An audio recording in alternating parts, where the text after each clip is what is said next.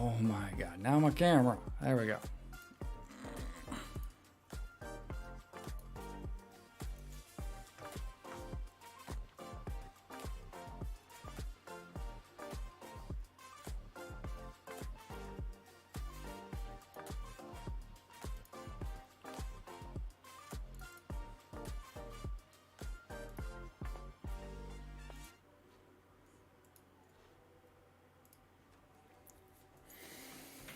We're back, and I think it's working.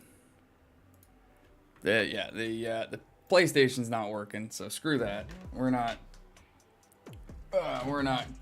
gonna be seeing any Diablo happening. Anyway, now that all of that is taken care of. Oh geez, I wish it was 100K subs, Rod. It's 100. It's 100. I'm happy with that though. I mean, that's quite the milestone in and of itself for me. But yeah, so now that all the technical difficulties and such, I think, are taken care of for now, we can get on with the business of chatting about Rise to War. Starts next Thursday. Sounds like there's been a bunch of changes made. Well, I don't know about a bunch of changes, but there are some new things happening, that's for sure. Well, we're trying, Daily. We are trying. Next week, we're going to be, only the beginning. It is a start, right? Next week, the videos will be up and running again. We'll be starting the streams on a regular basis. I do have a job interview this afternoon. But I already have a rough idea of what the schedule is going to be like for that, so I'll be able to work the stream around it. Hey, Raconic, welcome. Oh, thank you very much. That means a lot coming from another content creator. I always like to know, kind of where I stand. I'm still new to the whole thing myself, only a few months into it. It's an enjoyable experience though. You learn a lot of new skills. I had never gotten into like video editing or photo editing or any of that kind of graphic design stuff before. And so adding some of that to my skill set is interesting. Getting to meet a whole bunch of new people. It's been fun. It's been fun. So does everybody know what they plan on going, what faction they plan on going next week? That's probably a great place to start off the discussions.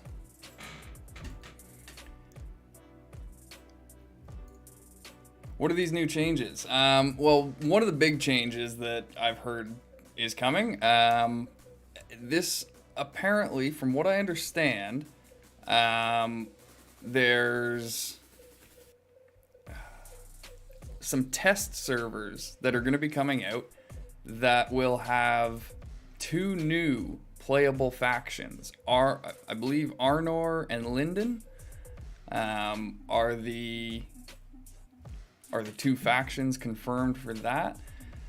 I'm not sure if on those test servers all 10 factions are going to be playable at that point. If that's going to be 6 good factions and all 4 evil factions.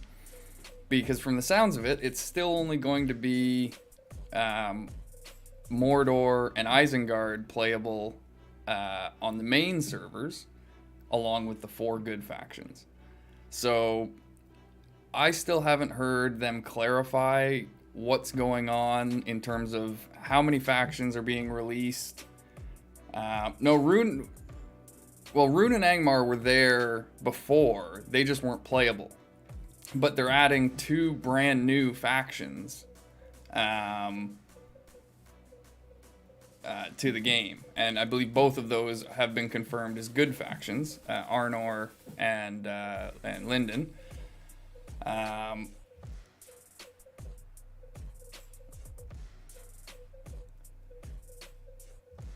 Oh, you streamed Raid. Okay, nice. Yeah, that seemed like an interesting one. It wasn't a game I ever got into myself, but definitely seems like it's developing a following of its own. Yeah, daily fresh. I'm definitely, if it is released, 4 good factions versus 2 evil factions. Unfortunately, I'm not going to be focusing on my evil faction to start. Um, as of right now, I'm signed up with the elves, and I'm going to be going with the immortals fellowship. There's a whole bunch of us on Discord that have been talking and kind of arranging who's going where and who wants to be with who type thing. So as it stands right now, it looks like I'm going to be going elves with the immortals server 1, season 1. I think server 1. I'm not sure. It'll probably be season 2 if, like, once all the evil factions are playable and it's balanced. That's when I'm gonna go with an evil faction. Still not sure which one it'll be. Probably either Mordor or Angmar. And then I'll restart Swan there.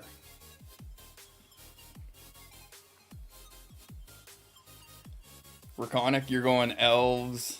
You're going elves first season Raconic, and then second season Gondor.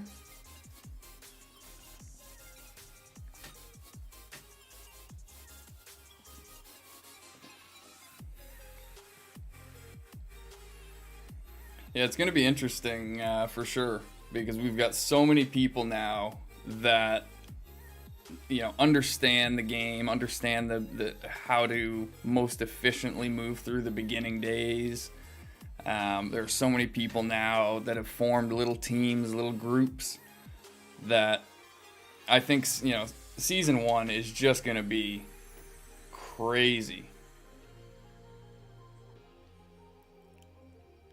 How will the expending relate to faction changes?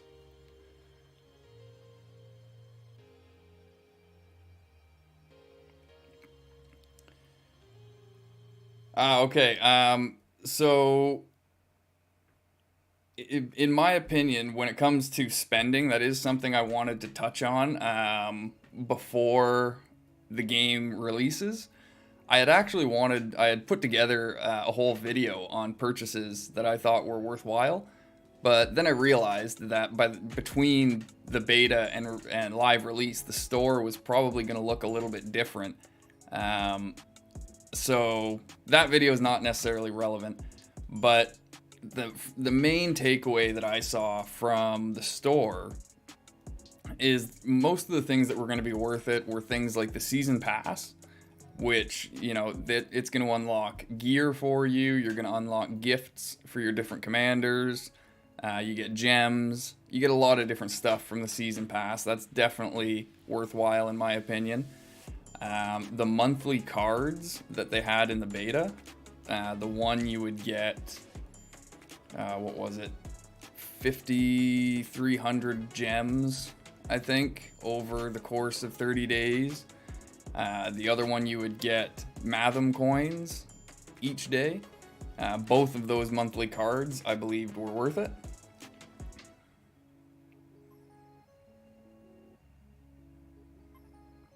If I lose a lot by faction changing. No, Raconic. Anything you pay for, you will not lose.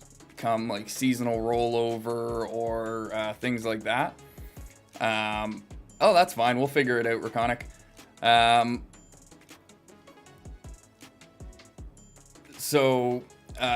The way it's going to work is if you choose to be good for season 1, then you can't change to an evil faction that season. You're stuck with good for that season. I believe season 2, we will then get to pick again whether we want to be good or evil. If you pick good again, then all of the commanders you unlocked, all their respect levels, all the gear, you keep all of that, but their level gets reset down to 0 or 1 or whatever. You'll have to unlock their ability points again. You won't have to unlock the respect levels, but you'll have to put the points back into the trees themselves. So Fleeting Dream, that one for me is tough between the Matham chests or the Tavern quests. Most people, I'm gonna voice what I see the consensus in the game being Tavern quests. The chests really are kind of a ripoff if you're just buying one at a time. If you only need one chest to get your guaranteed exquisite item, go ahead and buy it. Other than that, yeah, you'd probably be better off saving those gems for tavern quests, apothecary speed ups, upgrade speed ups, different things like that.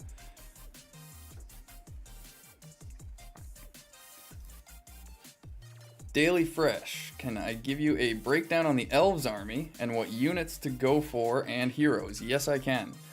So, the main heroes, like for the Elves, Legolas and Haldir, because Haldir you can get as a free commander as soon as you start.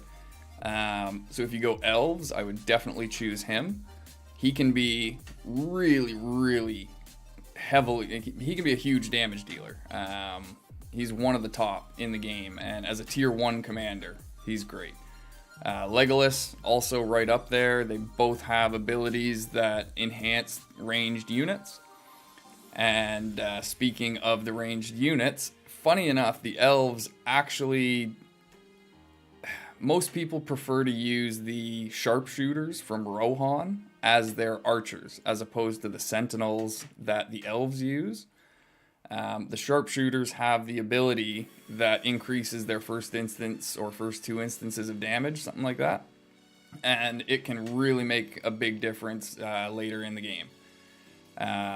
The Elves tier 4 unit, though, the March Wardens, is also a ranged unit. And they just tear shit up. They are crazy. They're immune to stun.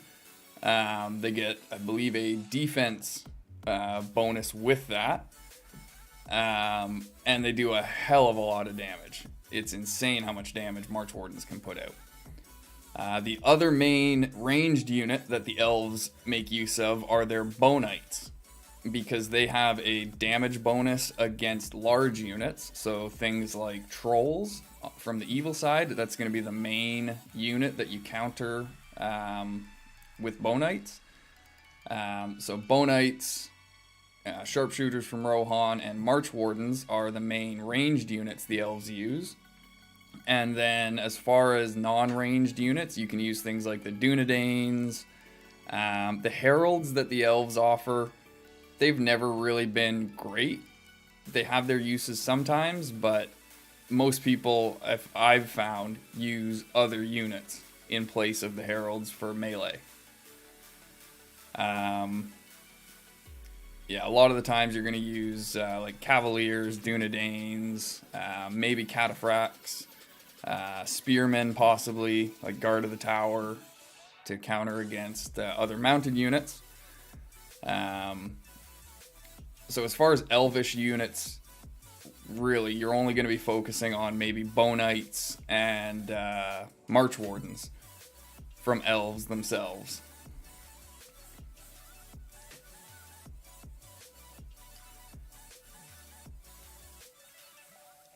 Well, I think this is definitely going to be your kind of game, Rakonic. If you didn't get in on the betas, that is unfortunate, but hey, you're getting in right as the doors open. And for any big Lord of the Rings fans, strategy game fans, this is a perfect combination. They might Shnola, but I doubt it.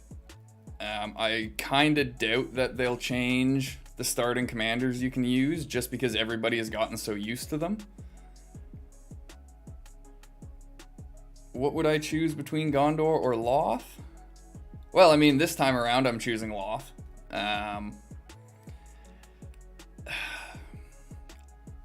It's tough though, because the Swan Knights from Gondor can be really, really powerful if used properly. But the March Wardens for Elves are just crazy. Yeah, no problem, Daily. I I hope it wasn't too long-winded. I'm glad, I hope I covered everything you needed. Hello, Frosh. I am back, getting everything ready for next week. We've got some exciting stuff going to be happening next week, that's for sure.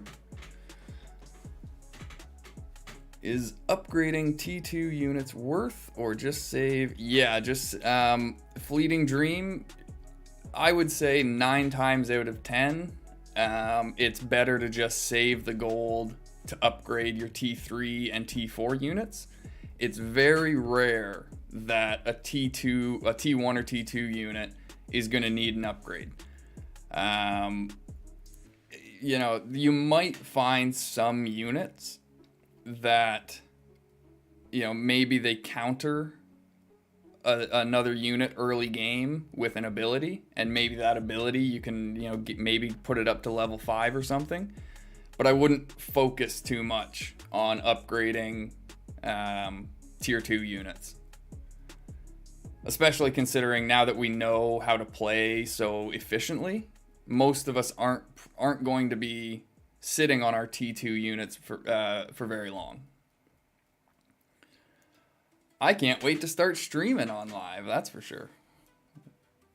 We'll be doing this depending on how the job interview goes today. If I end up having to start, you know, right away and I'm working next week, then I will still be doing a launch stream next Thursday, but it may end up being a late night stream when I get home from work. Regardless, I will be streaming the day of launch. Can you go over what ring upgrades? Yes, that's actually a really good idea.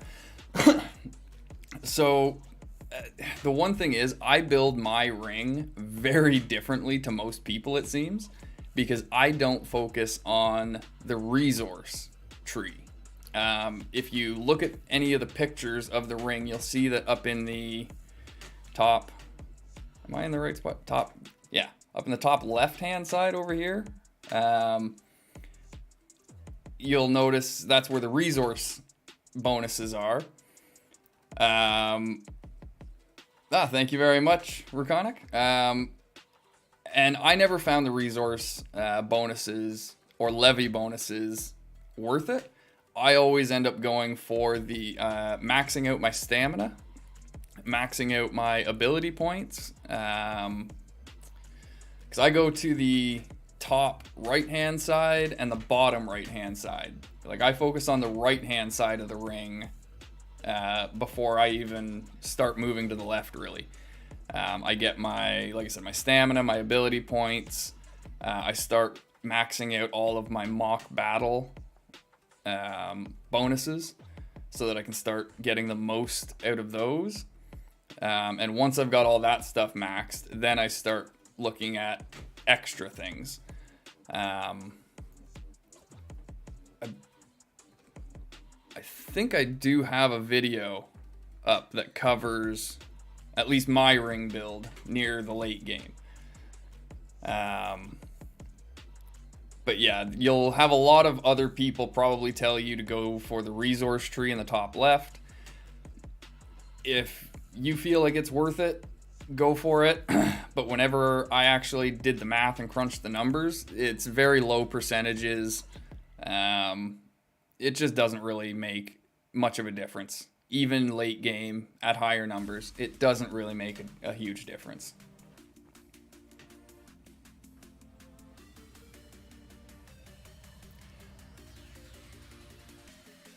Unfortunately, Shnola, season 1, I am going to be going elves because it sounds like they're still planning on releasing it for V2. They're going to be 4 good factions playable, all 4 that we're used to, but they're still only going to have Isengard and Mordor are going to be the only 2 playable evil factions. I don't want to start the game at that kind of an imbalance. I was Mordor in the second half of the last beta, and I saw that the AI cannot be counted on to do anything, really. So it effectively makes it 4v2, and it's just going to be such a pain in the arse. I feel kind of bad because evil factions are probably going to be populated by mostly new players. It seems like all the veterans are going for the good faction. So it is going to be a little bit lopsided, I think, in that sense. I don't have an open warband myself, Raconic, at least not yet. Come Season 2, when I do play my evil account, then I will restart Swan. It seems like that's the one everyone wants to go with again. And at that point, once we get closer to that, I'll put some stuff out. And anyone that wants to join Swan is welcome to. Can you make another video on exactly what ring abilities you pick first all the way to last? I've seen your other video. Yes, as soon as the game launches, that will be one of the first videos that I make. This is actually a good idea. If there are any, hello Marco. If there are any suggestions like that, videos, topics, gotta find a pen here, give me a second. Ugh.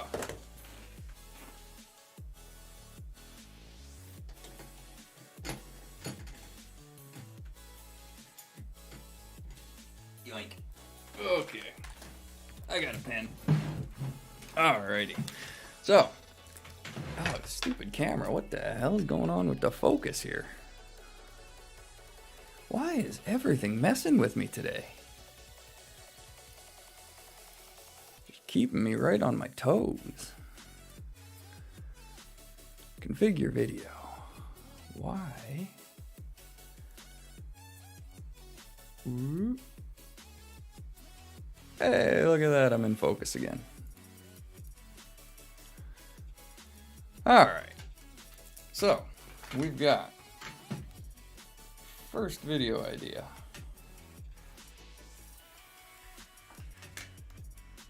Ring path. That's what I'll call that. Alright. So yes, I also plan on doing like a 0 to Hero series. Yes, there we go. Shinola knows what's up. So we'll be continuing the 0 to Hero series that I had attempted to start last beta, but the dwarf account that I was using for it got reset a couple of times, and it was just like, screw it. So we'll do it live. And yes, on these,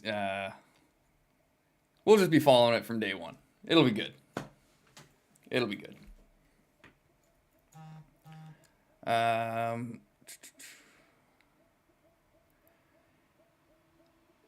Yeah, so Daily, you are on like the same kind of thought pattern that I was for it. Mock battling is one of the most important ring paths to max out, in my opinion. But in order to fully make use of the mock battle tree, you're going to want your stamina and your ability points maxed. So I usually go for stamina and ability points first, and then once I've got them maxed, then I drop down and start focusing on the mock battle. What the? Seriously, everything today. Now all of a sudden the blue screen's getting shadows. Come on. This was supposed to be like a big, exciting, awesome stream, and it's just technical difficulties all over the place. Just making me look like an absolute noob. I mean, I am, but, you know, doesn't have to point it out to everybody. Jeez. But it is exciting. We're finally going to get there. We've been waiting a long time.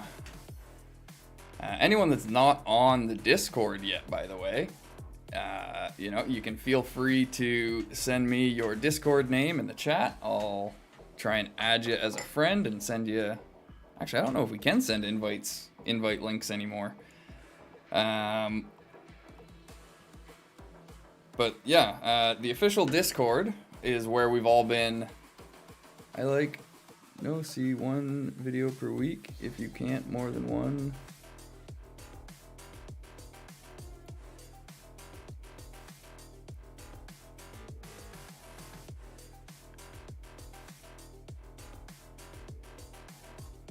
Hey, Estelle, what's going on?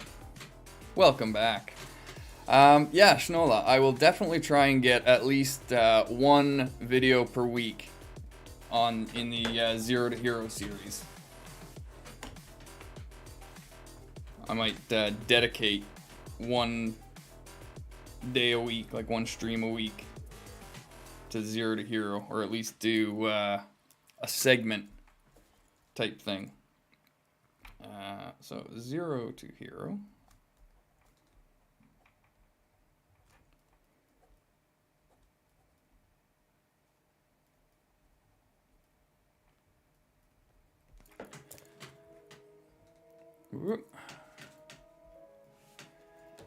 Yeah, so I will, I'll try, if the links do work.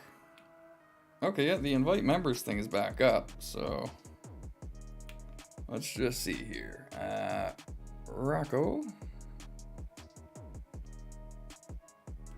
Where are we? 6618. All right. I sent you a friend request. Wow. I can English real good. But yes, Marco, 7 days. Oh. Who's counting though, right? Okay, honestly, what's going on? Why is this messing around with me today? There we go. All right. Yeah, I'm curious to find out, because they released the faction bonuses for Angmar and Rune. Angmar, I think it is, gets 5% bonus siege damage, and Rune gets, I think it's minus 5% stamina recovery time.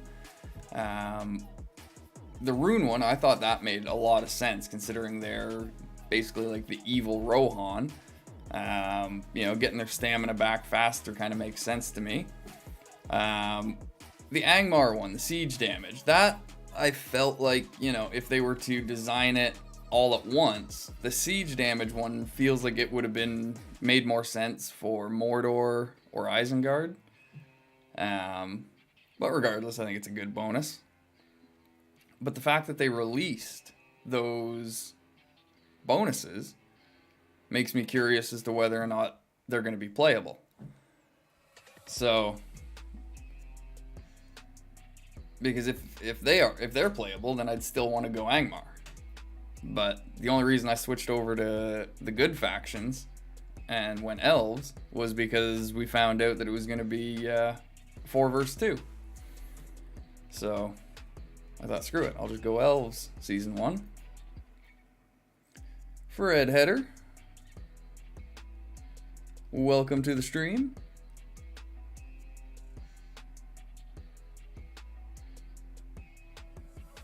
I never played Immortal Conquest myself, but I did see a lot of people in chat talking about it. So I do feel like there are a fair amount of similarities between the two. If you've played one, you'll probably be able to pick up the other fairly easily. Again, I don't have personal experience with it, so I can't say that 100%.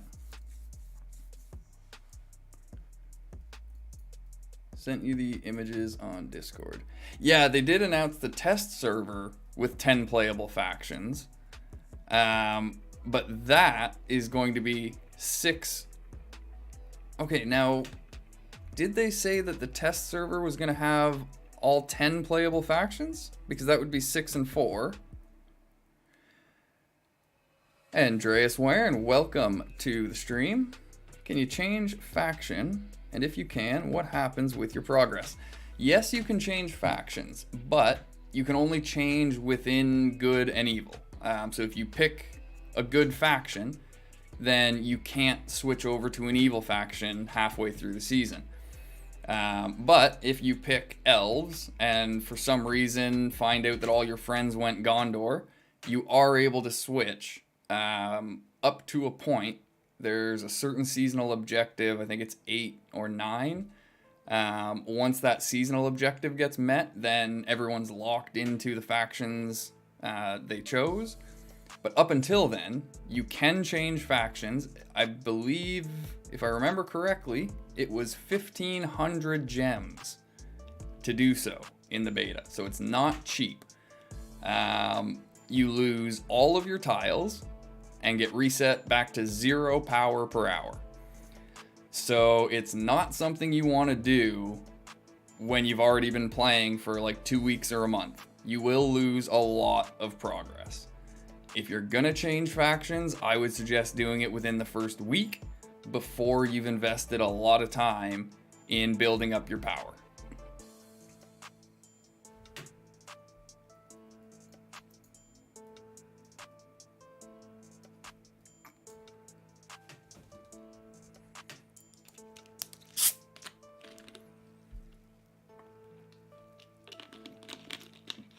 I also just noticed that the chat is not coming up in the stream. That is strange.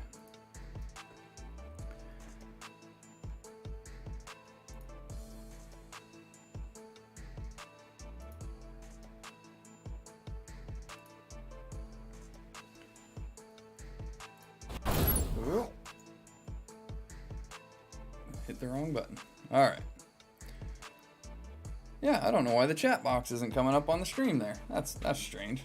But I guess we're on YouTube, so everyone can see the chat. But yeah, I'm really curious to find out what the units are going to be for these 2 new good factions, Linden and Arnor.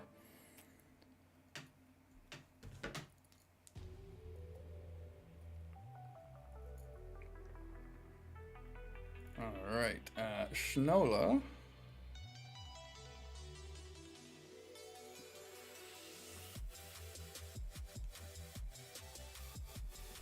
0284.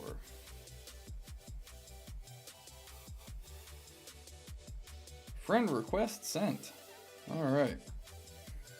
Racco, I sent you a request, or I sent you an invite, Racco, to the, as well as Schnola, to the official Discord.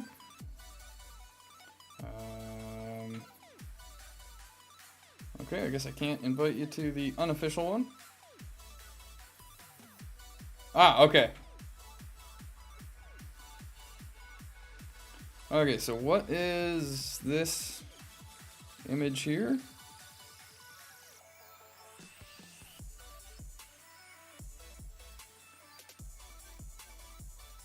Okay, so this is just an image of all the landmarks.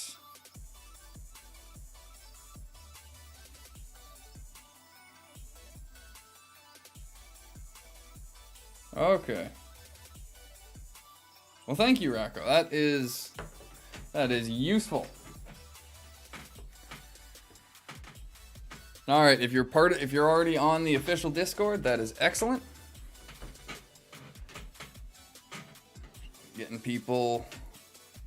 Getting everybody on there is key.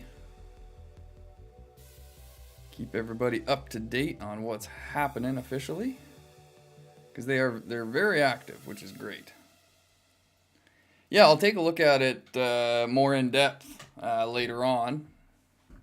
Decipher everything.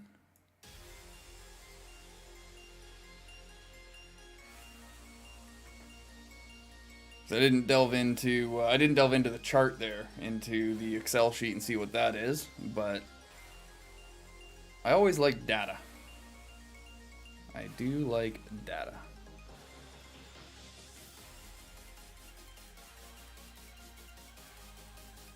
It's It's going to be interesting too, because we'll finally get to see what these relics are that they've been teasing.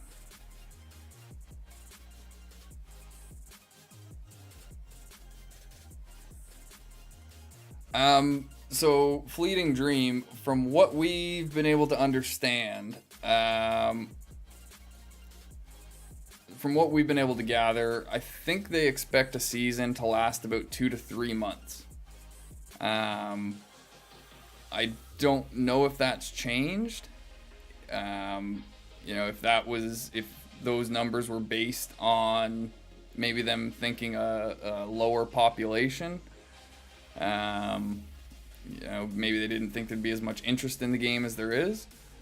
But yeah, 2 to 3 months is about what they figure a season should last, from what we gathered. We are up to 11 viewers watching. Welcome everybody to the stream. This is excellent. I know the description of the stream says there was supposed to be some Diablo 3 gameplay going on, but the PlayStation decided it was quitting today. So, no. The remote play just doesn't want to work.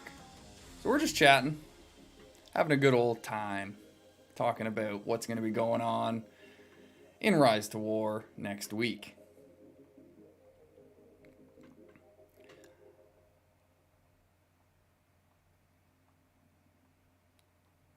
Oh no, yeah, that wasn't my Discord server. I have started one kind of, but I'm not really good at that administration stuff and maintaining it. I don't know what I'm supposed to have there. So I haven't been really advertising that very much.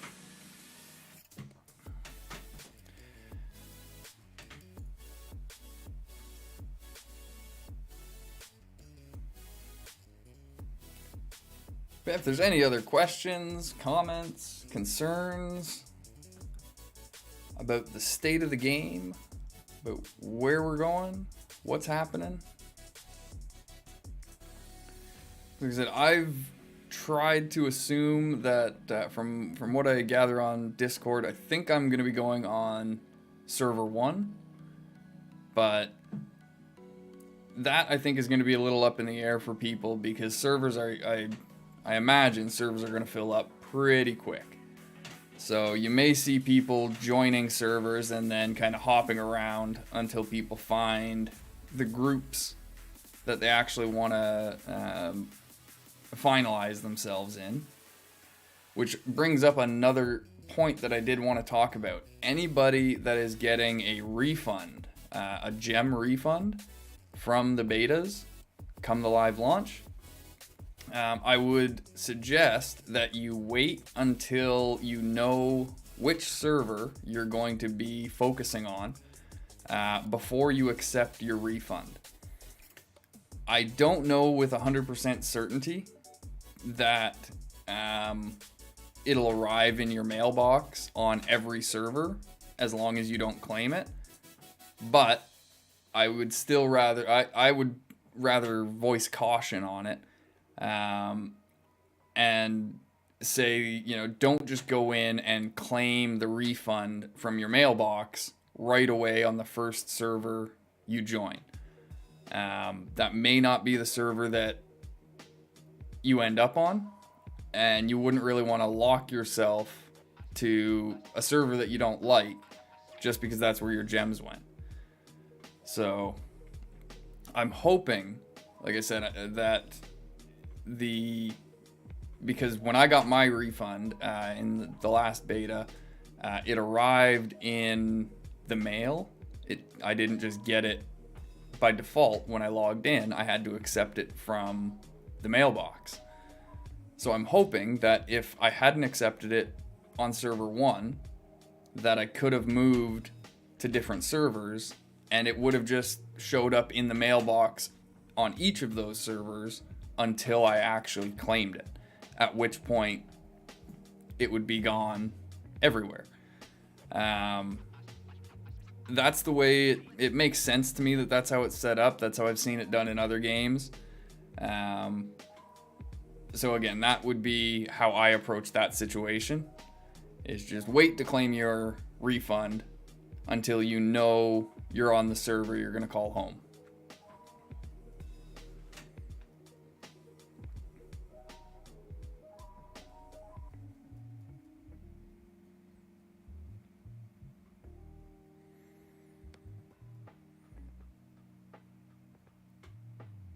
I think for my for the Zero to Hero series, I may go Rohan. So I have been curious to try the marshals out myself. Can you also live stream? Yes, yeah, I'll definitely do at least a few live streams for the test server, because I'm curious about that myself, to see what the new factions are like.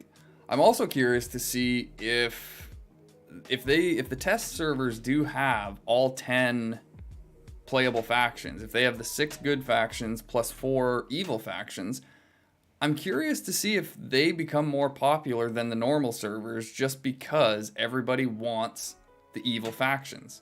They want Angmar and Rune. So if there is a server where they're available, I can honestly see the test servers becoming more populated and getting more focus from the players than the main servers.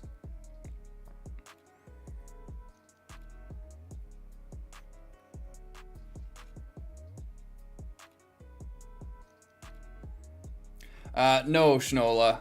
It's not based on server, it's based on account. Because there are some people that played on multiple servers and paid on multiple servers. But it's all bound to account, as far as I've been able to gather from people I've talked to.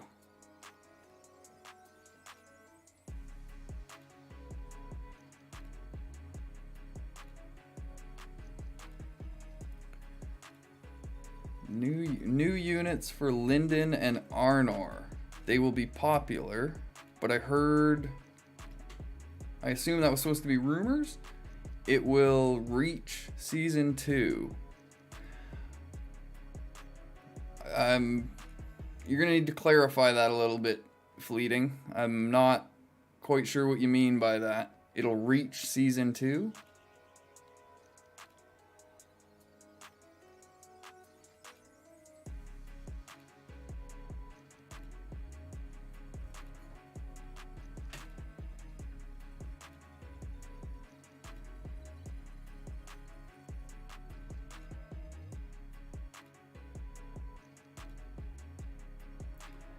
Yeah, at least I hope that's not how it works, Shnola, because that I think would be very weird, having fragmented refunds like that.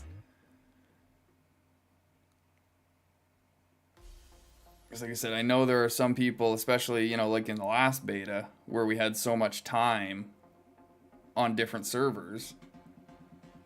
There are some people that have big refunds coming from both server 1 and server 4. And I imagine they would want them all tied together rather than separate. Because again, if they did that, that would then tie you to those servers come launch. So yeah, I really don't think that's how it's going to work. Like I said, I'm pretty sure the refunds are tied to account, not to server. So all of your refunds from all of your servers will get bundled together and sent to you as one large refund, I believe. I'm 90% certain on that. Oh. So there won't be a server or a season reset on the test server? You'll run all of your commanders and everything straight through Season 1 into Season 2? That'd be weird. Why would they do that?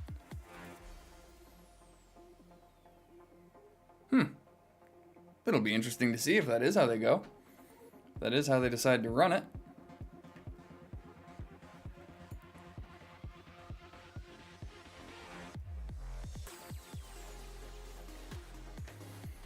Yeah, I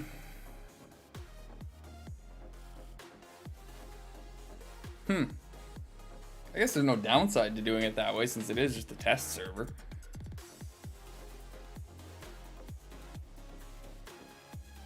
thoughts on Isengard? Isengard seemed really, really good.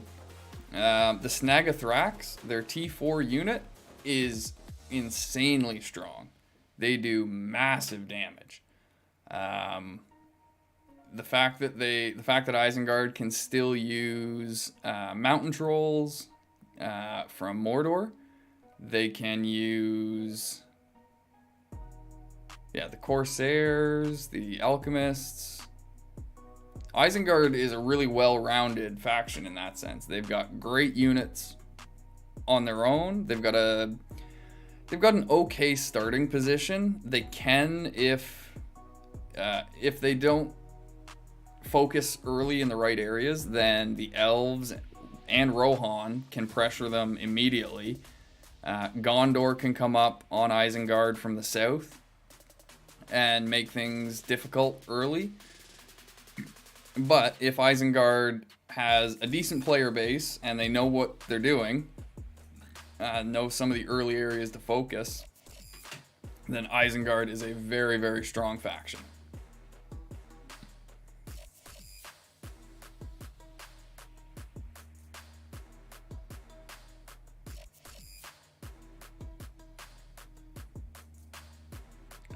Yeah, I guess we'll just have to see what they're doing with the refunds, Shinola? We got a week. We'll find out in a week what's going on.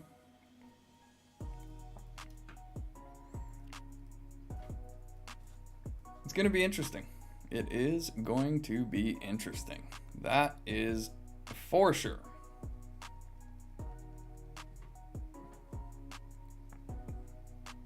I'm really curious to see if, considering they've put time and effort into adding a couple brand new factions, I really, really hope that we see at least some changes made to the troops. You know, I know one big pet peeve people had were seeing certain units recycled between factions.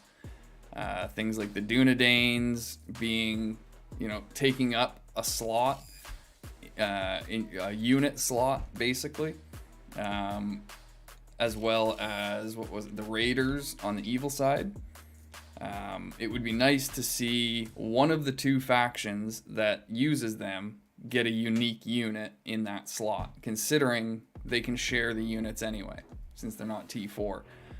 I'm also hoping that some of the evil commanders, more so than the good. I didn't find that any of the good commanders really needed major overhauls. There are certain tweaks to some of their abilities maybe that could be made, but overall I felt like the good commanders worked really well. Most of their skills were easy to use once you read them and figured them out. They did a really good job at making counter compositions. So yeah, I feel like the good commanders are in a pretty good spot, but evil commanders I did think felt a little bit underwhelming at times. It wasn't quite as easy to create counter compositions. They didn't have as many abilities that you could kind of take advantage of, from what I found.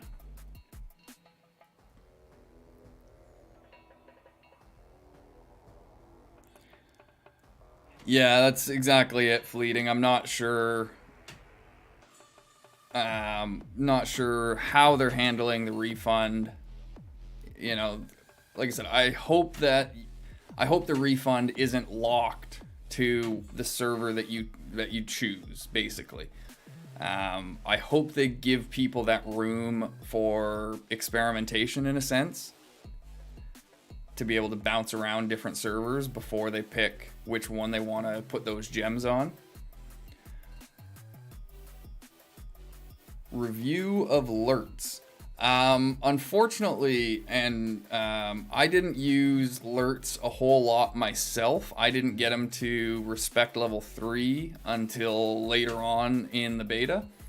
And that was the key with LOTRs. At least from what we found. Once you got him to respect level 3, he had, I can't remember the name of the ability, but the main ability at respect level 3 that unlocks allowed him to attack 2 and then 3 times once you maxed it. That paired with the other abilities in the tree, along with, I believe it was the top tree for Respect 1, put his damage numbers out pretty high. I know he was a really popular commander amongst evil players. He did a lot of damage. So I think he's worth focusing on if you go evil for sure. Jordan Danshev, welcome to the stream. Is your progress wiped when the season ends? Because I played CBT for a couple of days and I remember that some commanders were really hard to get. So all of your progress from the beta, yes, will be gone. If you bought any gems, then those are going to get refunded to you come live. But none of the commanders you unlocked, none of the skills or respect levels, none of the gear, nothing from the beta is going to carry over to the live launch. But as far as the seasons are concerned for the live launch next week, when a season rolls over after about 2 or 3 months from what we've gathered, then you're going to keep anything that you have the ability to pay for. So any commanders that you own, any respect levels that you've unlocked for them, any gear that you unlock, those things you will keep. The upgrade levels for your buildings will all get reset. Your tiles all get reset to 0. The levels of your commanders all go back to level 1. You know, anything that you have to earn through in-game progress will get reset. But any of the stuff you can pay for, you get to keep.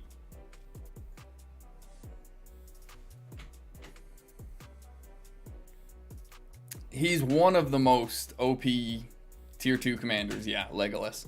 I don't know about the most OP now, because he did get some nerfs from the first beta to the second, but he's still one of the most OP tier 2 commanders for sure. Like you said, he's got crazy single target damage. He can make your ranged units into monsters. So yeah, Legolas is definitely worth going for.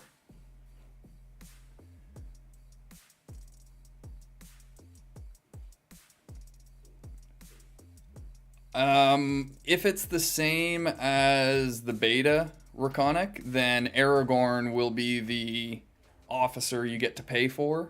Costs like $2 or something like that. He was the commander that they offered in the like starter package. Legolas, yeah, I think you just have to unlock him through respect levels. You can't, he's not offered as a free commander. Yeah, the only 4 that were offered as free commanders, I think, were Haldir, Éowyn, Faramir, and Dwalin.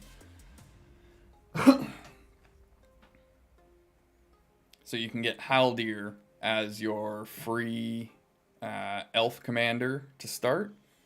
And then, in my opinion, Éowyn is the free commander that everybody should pick on the good faction as their second commander. I mean, if you go Rohan, then you're probably choosing her, or Gondor, you're probably choosing her first. In which case, go with Haldir as your free commander. But I think Haldir and Éowyn. Yeah, Haldir is definitely good enough for the early game.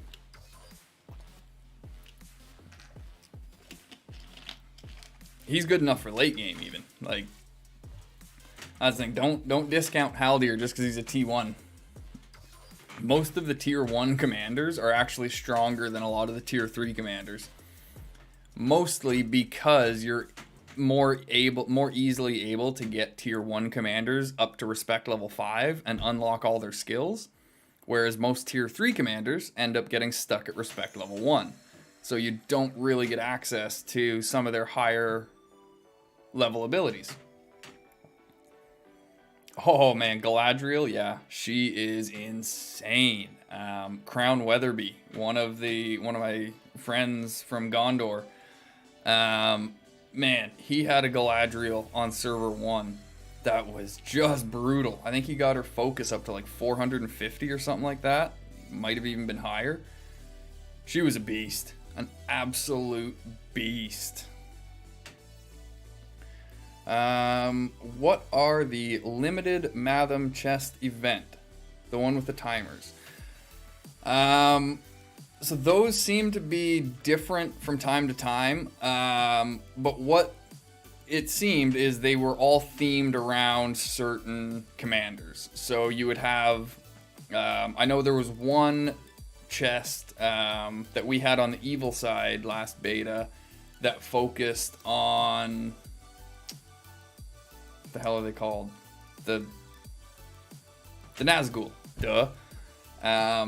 It was a limited chest focused on the Nazgul. So when you bought it, you had a higher, you were guaranteed to get gifts related to Nazgul commanders. You wouldn't get anything that didn't have to do with a Nazgul commander, basically. So you would have higher likelihoods of getting, you know, being able to unlock the Shadow, the Mouth of Sauron, the Witch King, stuff like that.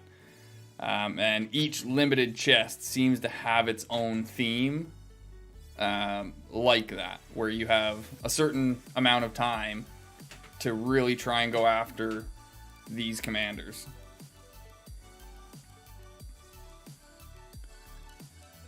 Yeah, you're correct, Braconic. You don't lose commanders themselves on season reset. If you unlock a commander, you always have that commander available to you, as long as you play that faction. And that is actually why I suggest people to start a good and an evil account season 1, regardless of which of the two they're going to focus on. Because, you know, if I'm going to go elves and focus on them, I'll be unlocking a whole bunch of good commanders. But I don't want to start season 2 as an evil account with 0 commanders access to me. Okay, yes, if you didn't get to play the beta, you might not understand respect levels. So, the way commanders were set up in this last beta, I'm hoping they've changed it, but I don't think so.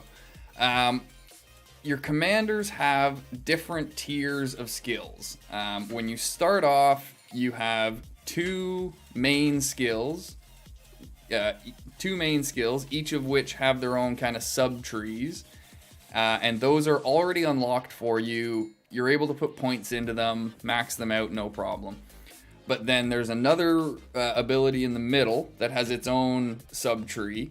And then there's another one at the far side of the screen on the far right that has its own sub-tree. The one in the middle unlocks at respect level 3. The one at the far right unlocks at respect level 5.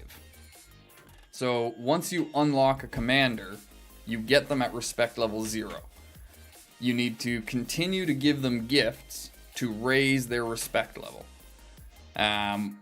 Once you get it to level 5, that's when you unlock all the skills and have access to them. You don't need to put any more points into respect after that, but any respect levels you do gain above and beyond 5 will give you an additional skill point to spend.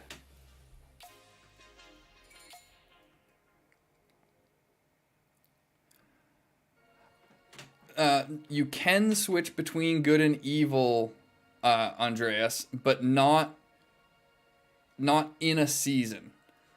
So, yeah, it's...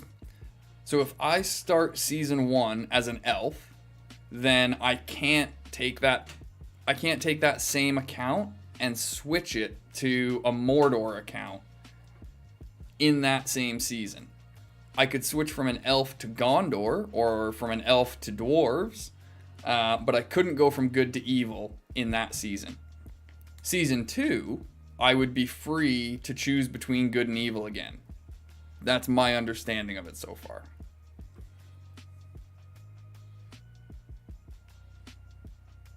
Oh, sorry. Okay. Sorry, Raconic. Yes. Respect levels will not reset when the seasons do, because they are something you have the ability to pay for. So once you get a commander to respect level 5, you never have to get them to respect level 5 again. They'll always be there. You'll just have to put the skill points back into the tree. So sorry if that was... Yeah. Sorry about that. I misunderstood. Is 100 the maximum skill points we could get for commanders? I don't know. I don't know if there is a max fleeting, to be honest. If you just kept pumping the respect levels up, I don't know if there's a cap on respect levels. Naturally, if you don't raise a commander's respect at all, then naturally the highest they can get is 50.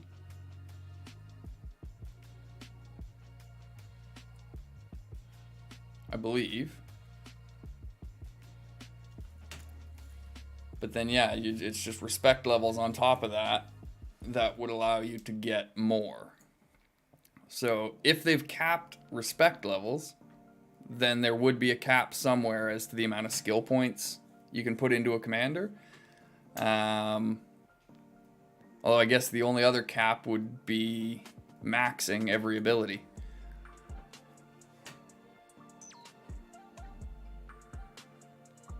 Now, do you know, Fleeting, if 50 is the maximum respect level you can get? Like I said, I had never found out whether there was a max for respect.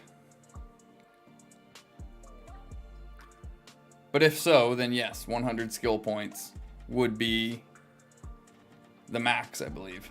I don't think there's any other way of getting skill points than just by leveling them up or leveling their respect.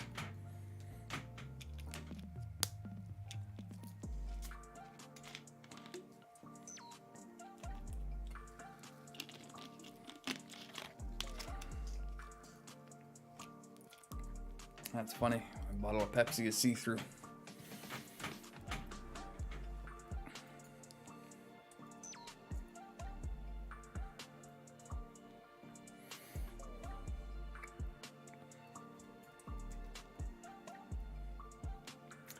So, Andreas, have I cleared that up about being able to switch between good and evil?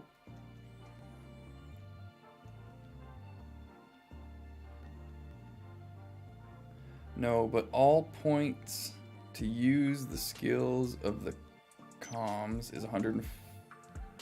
Oh, okay. So if you were to max every skill on a commander, it would take 114 points.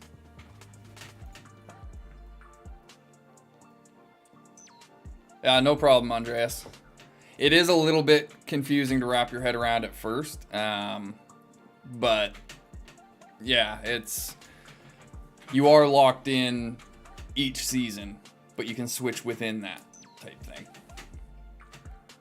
But like I said, even though I'm going to be focusing on my good faction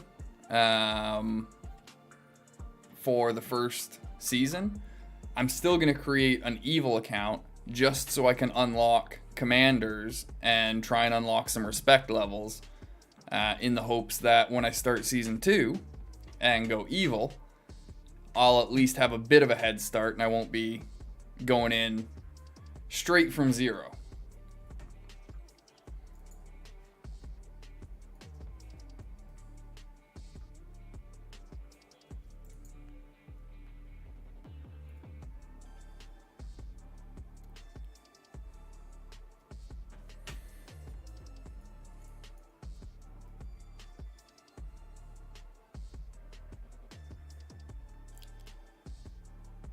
Ah, nice to hear though, Fleeting. I'm actually, like I said, from the sounds of it, I'm going Elves Season 1. So we can be allies. The Gondorian Pirates with Sacred General and Captain Kane and a whole bunch of them from Server 4. They've got a whole big group of Gondorians just chomping at the bit to get going next week. Like I said, Arda, we've got Immortals, Spartans, and I think one other fellowship that are ready to go. And so now if we've got some people in Rohan as well, like I said, this is gonna be an interesting experience for anyone that does go evil. I feel kind of bad because I don't think people are gonna be holding back. You know, I was one of those voices in the betas, you know, saying that I didn't like seeing people get run over and didn't going crazy and all that, driving people away from the game because it was beta. Well, can't say that anymore. This is going to be live launch. People are going to be ruthless. Nice. Alrighty, so yeah, like I said, I'm assuming we're going server 1, just because I imagine it's going to be hard for people to wait. As soon as the game launches, people are going to be diving right in on whatever server they can get in on. It's all going to depend on how fast servers start filling up, I think, as to, you know, when and where people start bouncing around. It's going to be a hectic day 1. That's going to be, like, those first few hours are going to be nuts. I'm still trying to figure out if they've said what time it's going live. Nonsense. Welcome to the stream, the 23rd of September. So next Thursday, not next Friday. If it launches the same time as the beta did, I believe that was 4 o'clock UTC, which ended up being, is that 9 a.m. or 9? It was either 9 a.m. or 9 p.m. here. I do remember that, because it actually worked out really, really well for me for the live launch, or for the launch of the beta. So I'm hoping that the same can be said for the live launch next week. 9 p.m. Eastern would work for me, because I'll be 9 a.m. next week. Yeah, 9 a.m. next week. I'll be on the bus to school with my son. So I'd have to jump in around 10. I'd be an hour late if it starts at 9 a.m. my time. Well, I guess I could jump in on the bus. I do have data. I do have data. But if it was 9 p.m., that would work out a little easier for me anyway.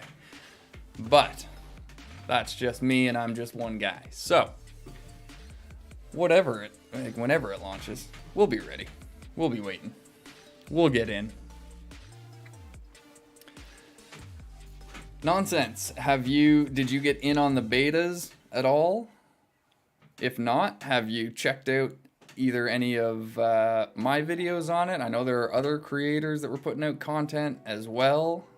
Streams, tips and tricks videos, things like that. Is it something you're excited to get into? Do you have any questions? If so, I will try my best to answer whatever I can.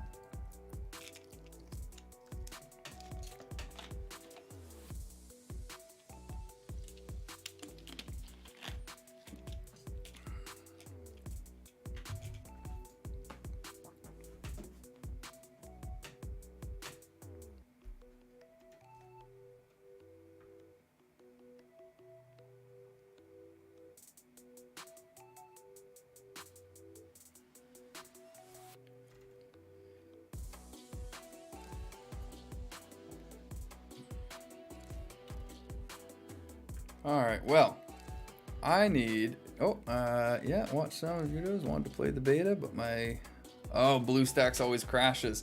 I I don't know if it'll work any better for you, but I personally use Nox as my Android emulator. I tried downloading Rise to War on BlueStacks originally, and I had issues with it myself, so I switched over to Nox, and it works just fine. I don't know if that'll work for you. I do have a video on installing Rise to War to Nox, just because there is a bit of a step that they make it a little bit weird, but it works.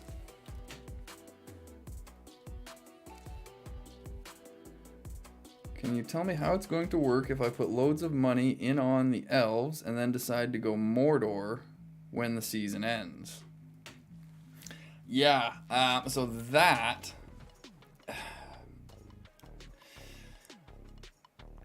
Any gems that you don't spend, like if you were to just buy 100,000 gems, for example, let's just say that, as the elves.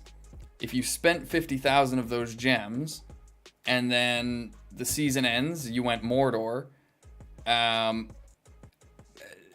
I believe you would start Mordor with the remaining 50,000 gems. But if you buy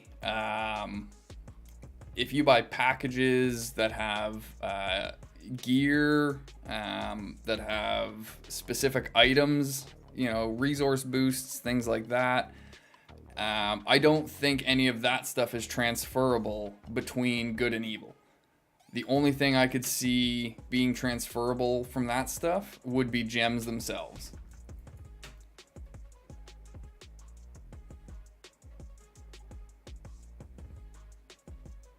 Yeah, no problem, Nonsense. Hope it works for you.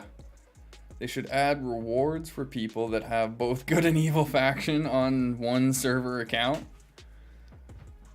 It's dedication, for sure.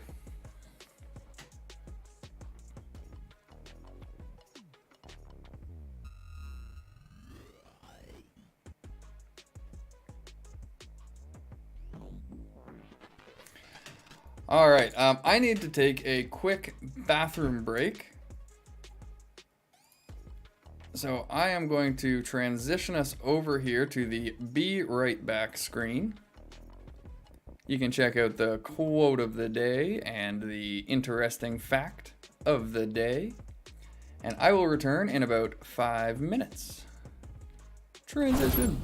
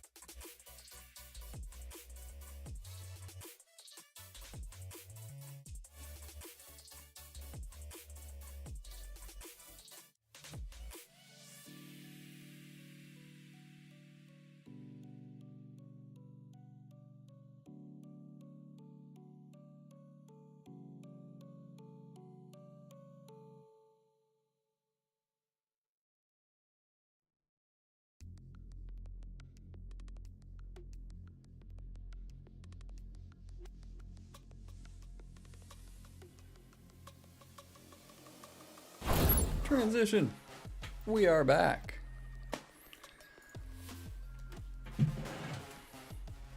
Just continuing the chat about Rise to War.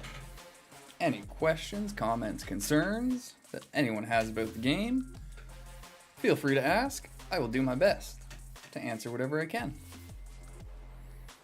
If you just want to express your excitement about the launch, feel free to do so as well. It's going to be an exciting time. That is for sure. There are already lots of plans in the works from people. Lots of different fellowships, at least on the good side, already set up and going. I haven't heard too much about what's going on the evil side. Like I said, I don't hold out a whole lot of hope myself for the new players that are going to be pretty well forced to play as the evil factions. It's not going to be a pleasant experience for them. That's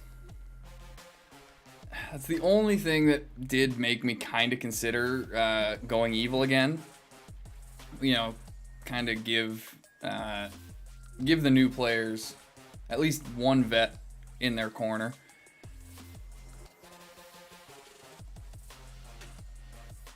What are the events in the game? The ones with the Balrog and Smog and the rewards. So those are bosses that happen, if I recall, they happened on the weekends. I think it was Fridays that they would start to spawn. They spawn on 200 plus power tiles, which are all the 2x2 tiles. They get stronger, obviously, as the season progresses. The rewards that you get for them they can be fairly decent. The initial rewards, there's two different kinds. There's partial rewards just for damage dealt. These warrior medals is what they're called. And you can use those to unlock a limited amount of, I believe, in the beta there was Matham coins. There was, I think, one piece of gear that you could unlock each. You could buy some gold coins, but each of those only had a limited number. You could only buy, I think it was 2 Matham coins each weekend with your warrior medals. And then the other rewards were the suppressor spoils, I think they were called. They were chests that you got for defeating the Balrog or the dragons. You had to get in the top 5 damage dealers to receive the reward. But if you were in the top 5 damage dealers and the Balrog or the dragon got defeated, then you would get this chest that had generally had a shit ton of gold. I believe it had a bunch of speed ups. I can't remember exactly what kind, but they might have been like March speed ups, apothecary speed ups, upgrade speed ups, things like that. But I know the coins was generally what most people did it for. How many tiles do you go for when playing? I generally try and get as many tiles as I can, up to within about 10 or 20 from my tile limit. Especially later game when you know you're going to be kind of going to war more often. Then if you are going to be needing to path to certain areas, you always want to have, I found, at least 10 tiles to work with so that you can, send somebody out to path, 6 to 8 tiles, drop them. It takes half an hour to drop, and then you can do it all over again. So like I said, staying within about 10 or 20 tiles of your limit will allow you to continuously path to new areas and expand out without having to worry about reaching your tile limit all of a sudden.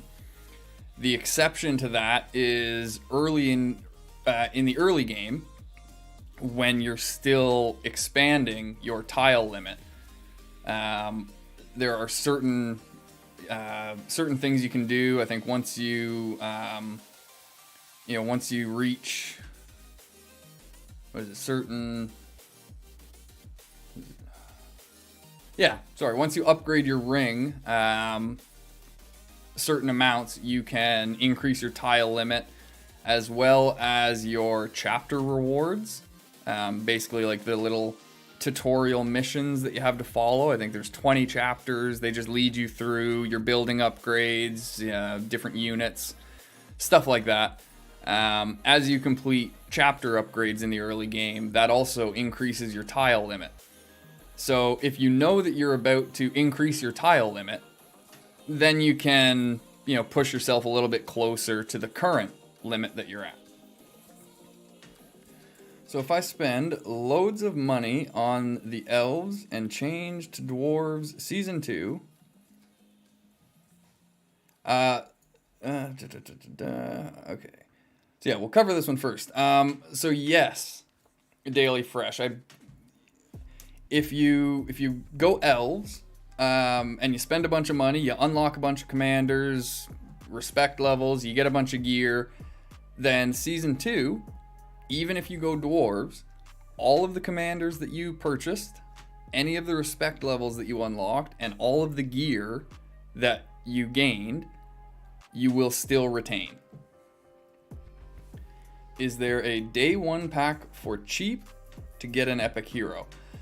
Yes, there's generally, at least in the betas, there was a starter pack that allowed you to buy not an epic hero, but a tier 2 hero. On the good factions, for the good factions, that hero was Aragorn, and for the evil factions, that hero was Kamul. I found the packs worth it for both sides. It's like a couple of bucks to buy it. You get the commander, you get, I think, a little bit of gear, maybe some gems, but the commander himself is generally worth it. The first day is very important. What level tile should I get before the buff runs out?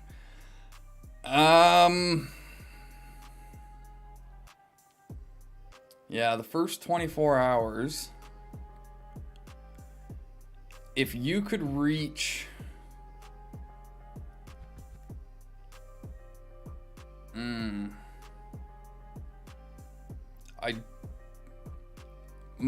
personally, my goal for day 1 is probably going to be to get to 130s, around there. Try and get to 130s as fast as I can.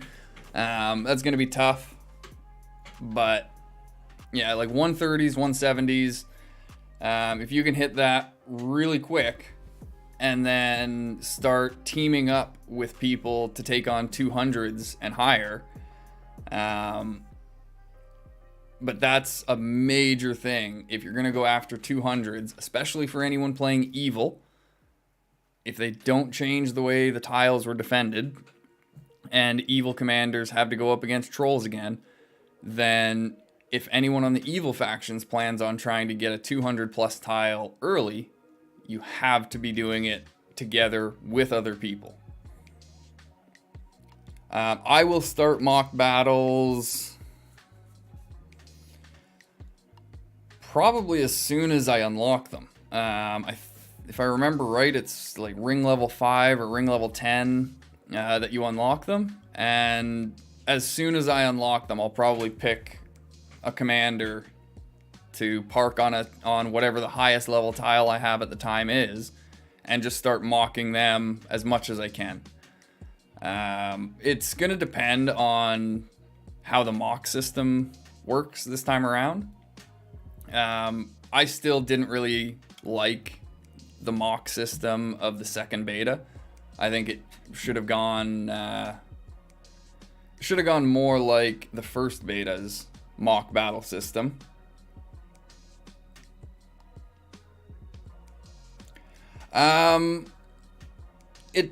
For getting new tiles, yes. But you can also double team tiles. There's ways around it. I also may not use my top commander to mock with. I may pick like my main commander that I'm going to use for taking tiles, and I'll continue to take tiles with them.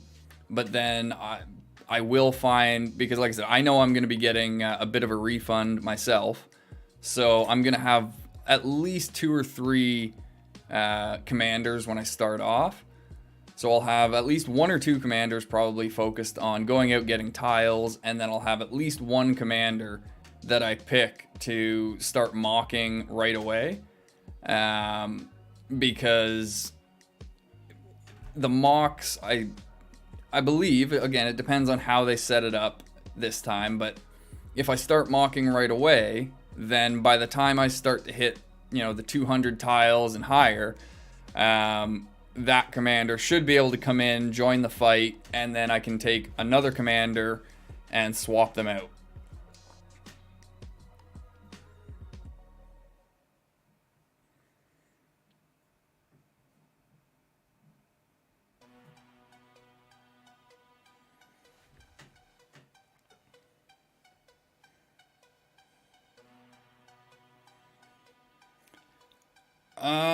To start with 4 heroes, well, you get 2 heroes to begin with, because you get your first hero, you get to pick a second hero, so you'd only need to buy 2 more heroes. $2 will get you the starter pack if you buy that. So then you'd only need 1 more. You'd probably get that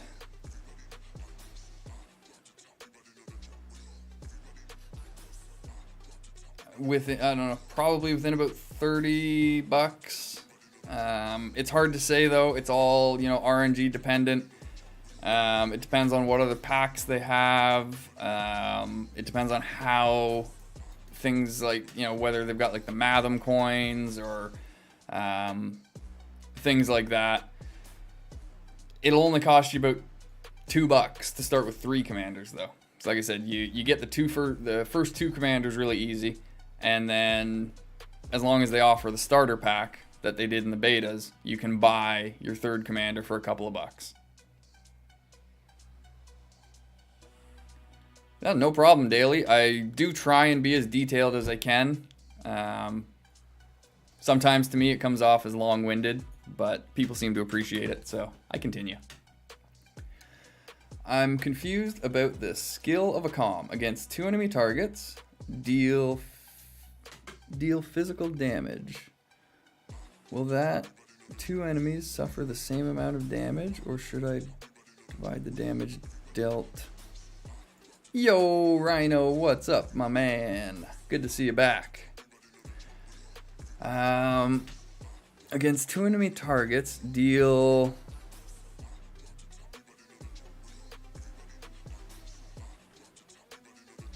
Thank you very much, Raconic. Don't work too hard. I'm sure we'll catch you again.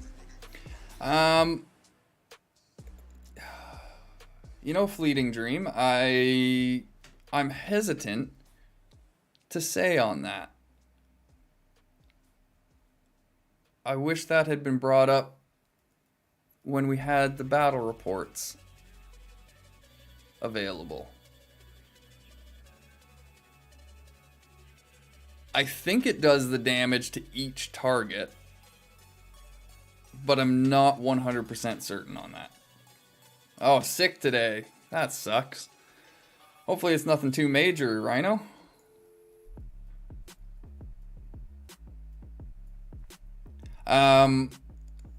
So it's Fleeting Dream had a question here, Rhino, about a commander skill. Against 2 enemy targets, deal, a percent amount of damage. They're wondering, will that damage be dealt? I believe what they're asking is, will each target take the same amount of damage, or is that percentage divided between the 2 targets? So if it said, against 2 enemy targets, deal 200% physical damage, does each of the 2 targets take 200% physical damage, or is it 100% damage for one target and 100% damage for the second target for a total of 200%? I think it's 200% to each target. If I remember things correctly, I don't think it was... Yeah, so each target takes the full percentage, right? I was pretty sure that's how it went.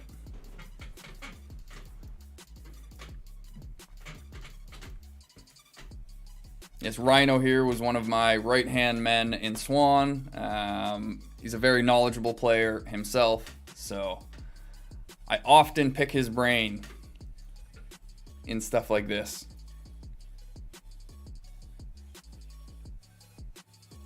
Yeah, I will admit fleeting, you know, there's a lot of the skills, wording and things like that they could have been a bit more clear on, but we do our best to figure stuff out.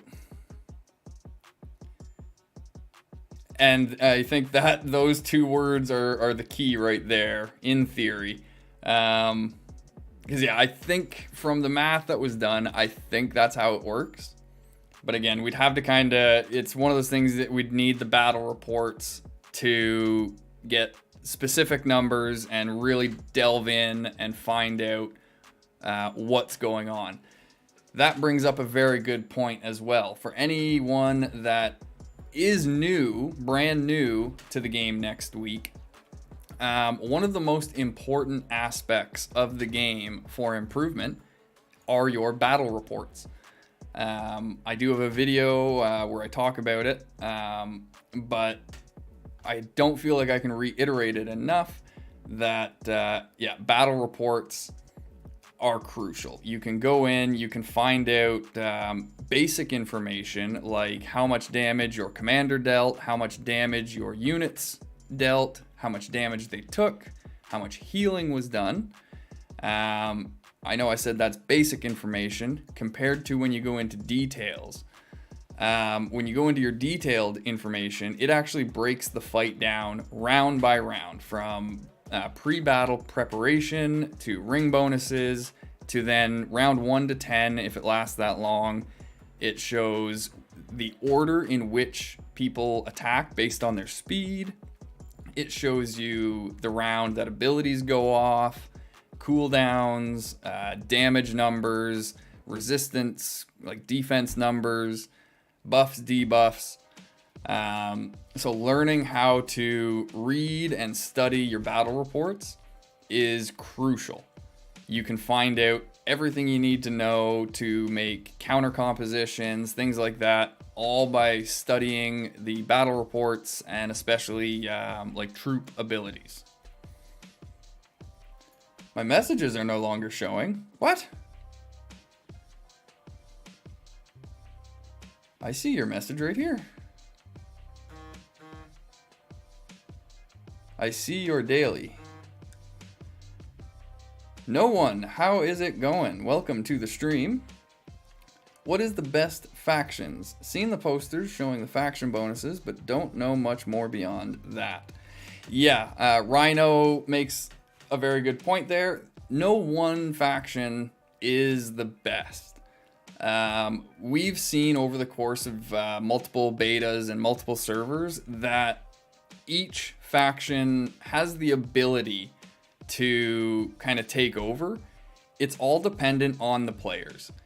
If the players in the faction can't work together toward a common goal, they're generally screwed. So in terms of, like I said, in terms of actual factions, there's not one that's the strongest. Some have units that people feel are stronger than others. Elves, for example, everybody feels like the March Wardens that the Elves have are a really, really strong unit. The Marshals from Rohan are crazy strong, but they're offensive units. Whereas the Swan Knights from Gondor and the Iron Warriors from Dwarves are very, very strong defensive units. So they have their strengths, but in different areas. And it comes down to how you use those units with the commanders available, and you know, the combinations you can make that really dictate the success of a faction. Rohan does always have it hard. It does seem like that. They just get shafted so much. I don't know what people have against the horse people.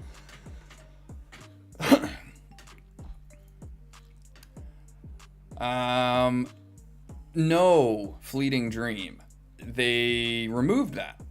In the first beta that I played, we could reforge equipment and re-roll some certain stats. I can't remember exactly what got re-rolled, but we were able to re-roll equipment.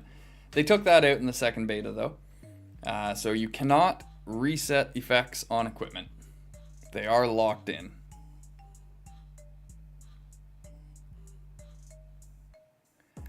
Daily Fresh, I am fully on board with you. You know, somebody earlier made it might have even been you. Somebody mentioned Immortal Conquest earlier. And as I said, it's not a game that I've played. I've never really played the you know, Rise of Kingdoms or Age of Empires or any of those other, like you said, like city builders type thing. It's not really been a genre I've ever been interested in. But when I saw this one on the Play Store last year, you know, The Lord of the Rings drew me in right away. And when I actually tried it out, it was like, yeah, this is a really fun game. They've done a hell of a lot of work. You know, they do receive criticism from the fans and from the player base, but it's only because we love the game so much and we care so much. We just want to see it get released in the best state it can. So, you know, any little flaws that we perceive, anything we feel like we can nitpick, we generally do. It doesn't mean the game is bad by any means. There's, you know, it's a great friggin' game. Anyone that hasn't had a chance to play it yet is going to love it when they do. And all of us that have been able to take part in the betas just cannot wait for next week. Hype train indeed. In friggin' deed. Like, this is a hype train all the way through Middle Earth.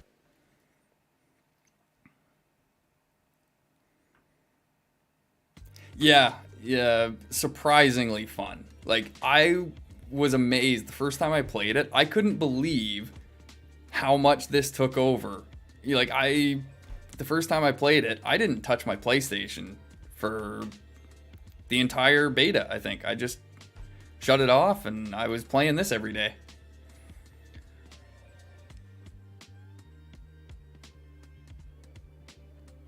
Yes, in my opinion, the location of the factions does play a bit of a role. And that's one of the reasons Rohan has been shafted so often, in my opinion, is because they have a really bad location. It's not so bad now that the evil factions are in, but in the original beta, when all we had to play were good factions, Rohan was sitting in the middle of the map with the elves right on top of them and Gondor right to the south. They were surrounded immediately. Dwarves were the only ones that were just up to the north, not bothering Rohan. But yeah, Rohan is under pressure right away, it seems. Because even now with the evil factions, they've got Isengard on their doorstep. So it's a tough go for Rohan. Elves, if they expand properly, because of the way their locations are set up, they have like 3 separate starting locations that are kind of spread along the middle of the map. They can get a really decent foothold early on if they spread out properly. Dwarves can have a bit of a tough time because they're stuck up in the the northeast corner of the map. If they don't spread south early on, they can be screwed because they can get pinned up in that northeast corner and have a really hard time moving.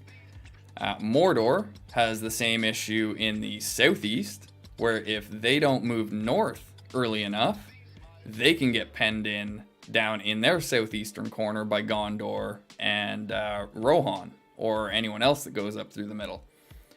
Gondor has a pretty decent starting position, in my opinion.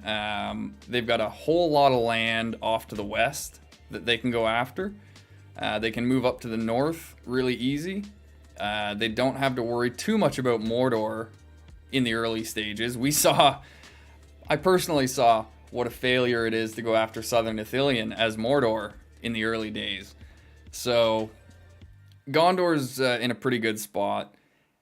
Angmar and Rune, I don't really know because nobody's had personal experience with them yet. But Isengard, they have a lot of room off to the west and north to move as well. Yeah, exactly. This is all pre-Rune Angmar information because we didn't have Rune and Angmar available. This is the other main reason that I hadn't really put any new videos out in the time being. I didn't want to release a whole bunch of videos and then have the live version come out and, have so many changes that would just invalidate a bunch of content. So I always knew I was going to be coming back to it. That's why today, with a week out and 100 subscribers, I thought it was a perfect day to get back to it and readdress the Rise to War community. We got a great community so far. Like, everybody on the Discord, all the people from the betas, everybody that's joined here and on Twitch. There's very little, in the way of drama. Everyone's just excited to get to it. If you want drama, you just wait till the game launches, though. Oh boy, World Chat. World Chat is always full of drama. Fun drama, though. Indeed, 23rd. 23rd cannot come soon enough. 7 friggin' days. Have you found out anything, Rhino, as to a time? I know the beta launched at, I think it was like 4 o'clock UTC.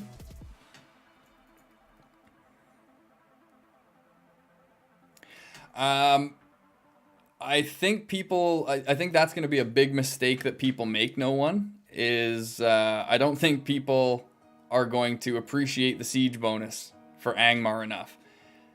A percentage bonus is crazy. If you pair the alchemists with the Grand ability, as well as that 5% siege bonus, wow, you're gonna have individual players taking out like level 35, level 45 keeps. It's gonna be crazy come late game. Mama kills with an extra 5% siege bonus plus Grand. Wow. That's gonna smash it to pieces.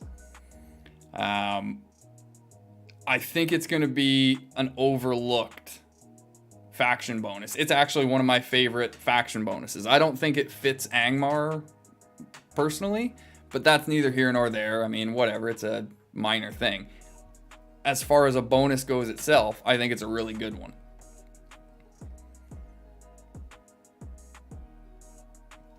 As I said, daily, it's hard to put out videos now because I don't know exactly what's going to change between what I knew in beta and what comes live. I don't have any current footage to use to make videos with. So I tried to leave the videos that I've got up. I had tried to make them kind of general information on things that I didn't feel would change very much. But even in the beta, I mean, that they changed completely how repositioning for forts works right in the middle of the beta, and that like invalidated one of the videos that I've got. So it's been tough to try and make content ahead of the launch.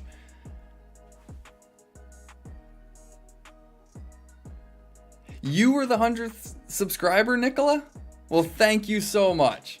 That is awesome. I appreciate that, my man. I appreciate everybody that's subscribed. But yeah, you making us hit that 100, that was a big reason for the stream today, Nicola.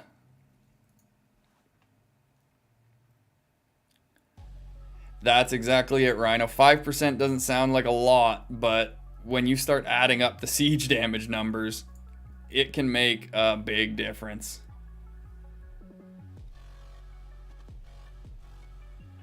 That's what I'm trying to figure out myself, Daily Fresh. The beta launched at, I believe it was 4 o'clock UTC, which my time zone, the Eastern time zone here in Canada, it was either 9 a.m. or 9 p.m. I can't remember which. I want to say 9 p.m. I think it was 9 p.m. I'm pretty sure it was 9 p.m. So that's kind of what I'm assuming is going to happen again, but I don't think they've officially announced what time it's actually going to officially launch. Angmar will rise again eventually, because as soon as Angmar is playable on the main servers and not a test server, Angmar is, I believe, going to be my first evil faction, and I'll probably reform Swan at that point. And anyone that wants to rejoin or join up with Swan is welcome to do so. Yeah, that, especially now that they're getting that 5% siege. I wanted to play Angmar before they got the 5% siege bonus. But now that I know they've got a 5% siege bonus, yeah. And now that I think about it, that's probably why Angmar got the 5% siege bonus, is because they're on the exact opposite side of the map from Mumakills. There's no way they would have given that bonus to Mordor. Now that I think about it, that all makes complete sense. Angmar's got the siege bonus because they're the furthest away from the highest siege damage unit.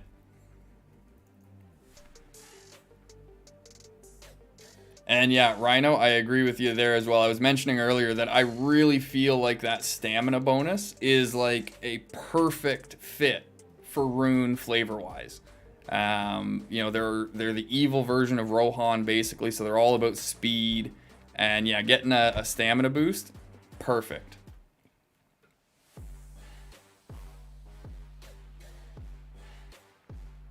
Yeah, and like I said, Daily, you won't have to worry about that, because you can't change from elves to an evil faction in the same season.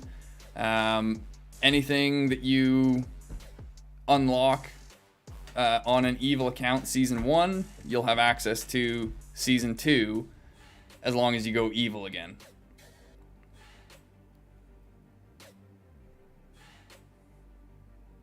Yeah, I know, same here, Fleeting. Like, when they said that they were releasing new factions, it's like, well, god damn it, now we need another beta. We gotta test it. Yeah, no problem, Nicola. Sounds good, no one? So the faction bonuses for... Oh, geez, I can't remember all 10 faction bonuses, or all 8 faction bonuses off the top of my head, I don't think. Gondor was conscription... No. What was Gondor?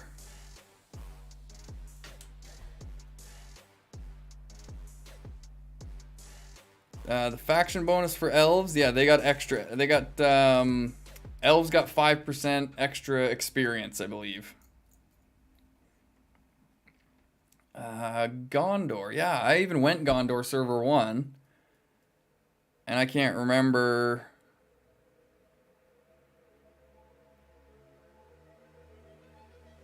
Huh. Yeah, I can't remember what the Gondor server bonus is. It might be.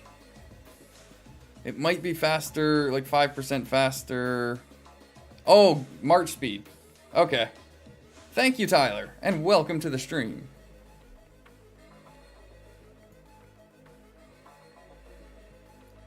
Commander XP. Like experience for your levels.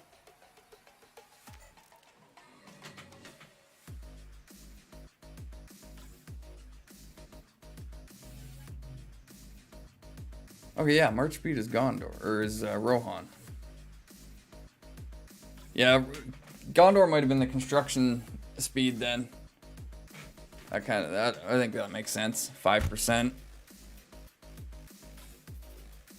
on construction queues.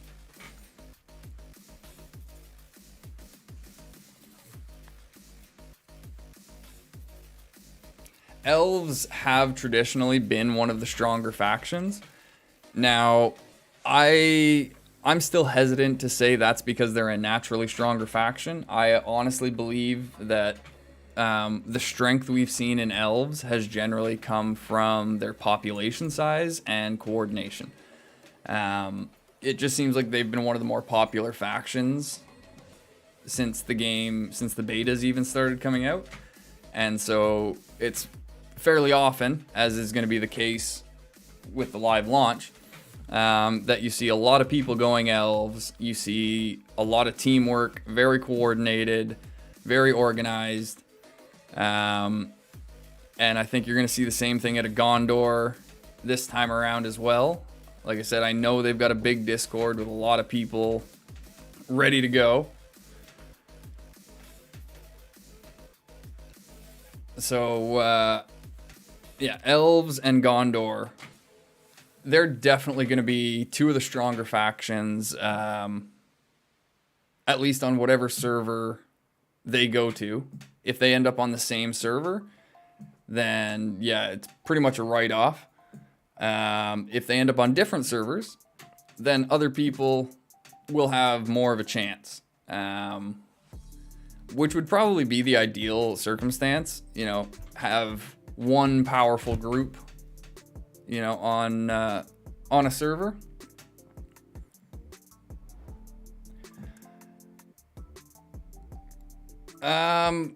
You're never really gonna push the map at an individual level.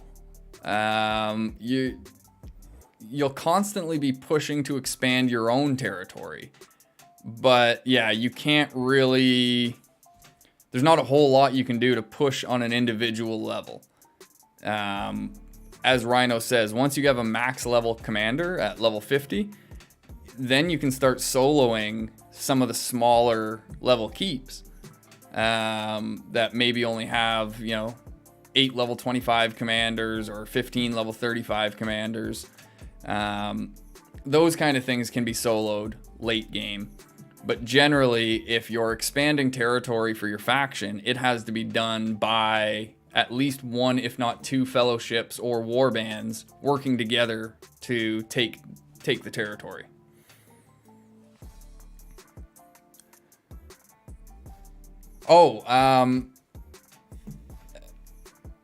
Right away, be talking with your fellowship or warband immediately and try and find out what they're looking at in terms of regions to take, because if you have the proper level of organization, then your warband or fellowship leaders should be looking at those targets early on to decide where people are going to move. So once you've kind of maxed out your range and are starting to move out a little bit more, you can talk to them and try and find out if there are certain keeps that are being targeted. A lot of the times, fellowship and warband leaders will also try and arrange fellowship or warband fortresses to be built ahead of time to make it easier for people to travel. And those are always good cues to let you know that a region's going to be pushed. Usually, there should be communication between faction leadership and everyone else, kind of to get people on the same page, to let you know when you're going to be needed to take a keep. Again, it's hard to judge just because strategies are still changing.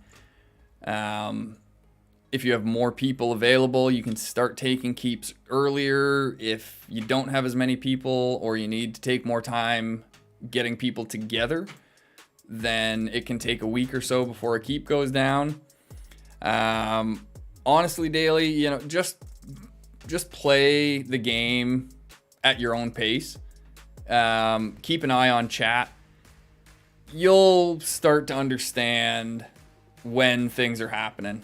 You'll see your faction chat and your warband or your fellowship chat start to light up with people trying to organize things, because it can't be done, especially early game. It cannot be done on an individual level. So there's going to have to be some sort of organization to bring people together for these targets.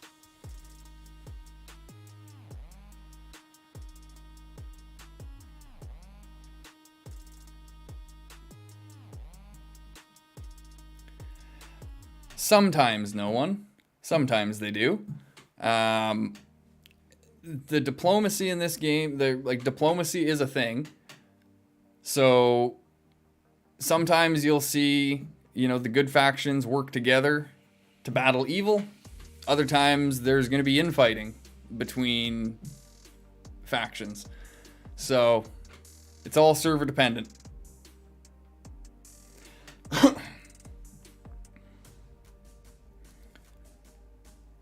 Well, it can be an interesting watch. There's some interesting stuff. I know one of my favorite videos that I've got up actually shows the defense of the Black Gate on server 4. Yeah, you'll be fine, Daily. You know, it's like I said, once you get in and start playing, as long as you keep an eye on chat, then you'll start to see the call-outs come for organization, for the targets that need to go down. If you look at your map when you get into the game, you can actually look at the different keeps and see what level they are, what defenders they have. Any of the keeps that have 8 level 25 defenders, those are always the first keeps to go down. They have 4 million hit points that needs to be sieged. So any of those that are near your starting location, those are going to be your first targets, regardless.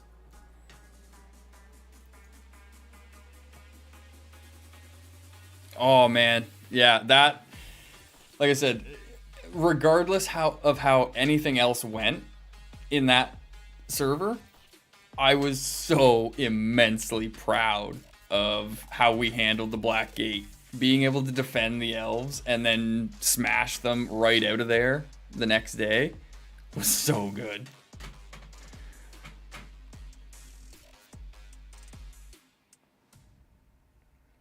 That's what I mean. Like, we did Mordor for the players we had, for the pressure that was constantly on us.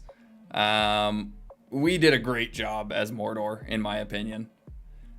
You know, we had everybody coming down on us near the end. They knew who the real threat was.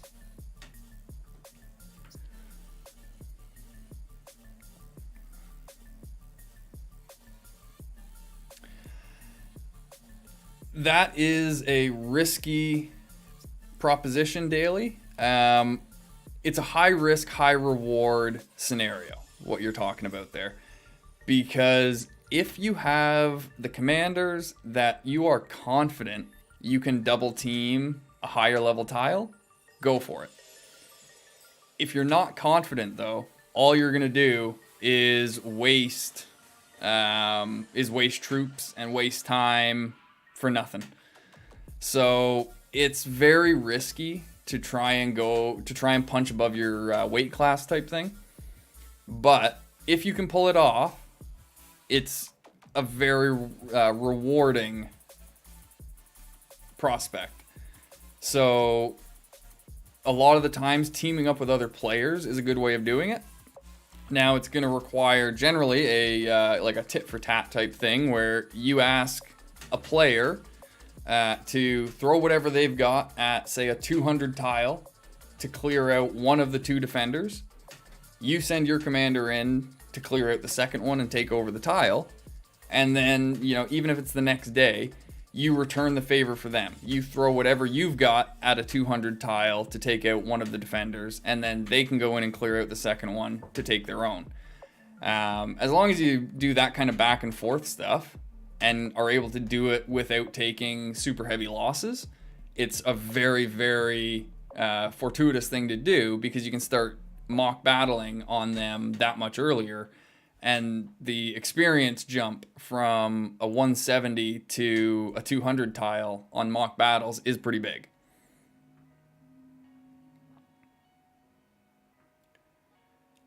Yeah, like one level 50 commander can take out 5 level 35 commanders, maybe more, and like wouldn't even break a sweat.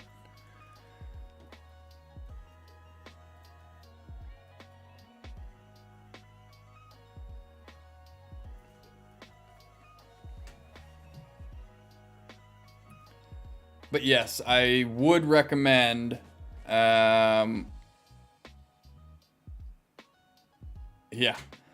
I would recommend for anyone to try and figure out if they'll be able to start taking 200s before they might be ready to naturally. I would suggest having at least one level 35 commander of your own first before you even think about it, because like I said, there's 2 level 35 commanders on a 200 tile. So if you get somebody to take out the first one, you've still got to take out that second one, and anything less than a level 35 probably isn't going to get the job done. So having at least one level 35, with maybe a level 30 backup, because you may even need to double team that one commander yourself. The best build for Haldir is on the far left hand side, which are your basic abilities. You go with the bottom tree. You go with your middle tree. You get the bottom sub skill from the middle tree, and I believe there is something from rank 5, but I know, what is it? It's not March of the Lore War, not having them in front of me makes this difficult.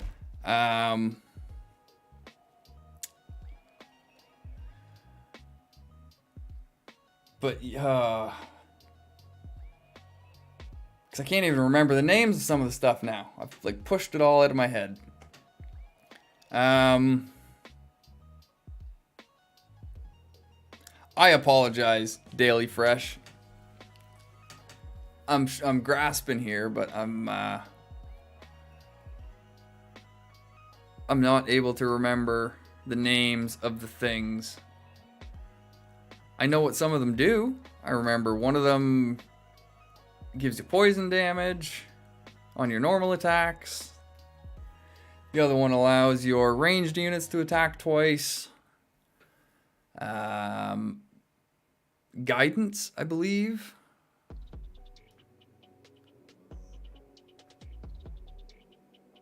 Will do, indeed. I'll be doing a live stream come launch anyway. So I'll be able to jump in live at that point and answer any questions, give people tips and tricks. So I'll be able to cover a little bit more at that point. I was going to have commander guides. I had gotten footage recorded for commander guides to release in the downtime, but unfortunately I lost all of those files and wasn't able to re-record that footage.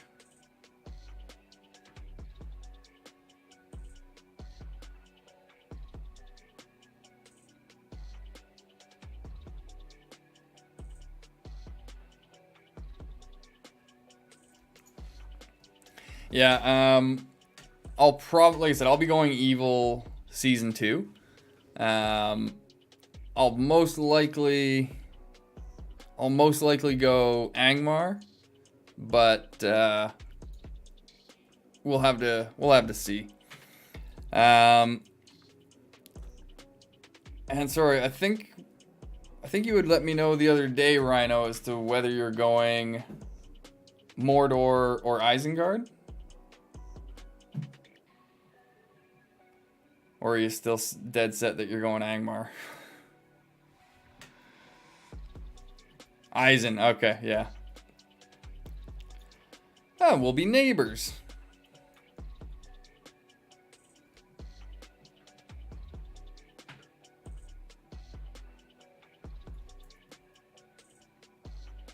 Yeah, no problem, Fleeting.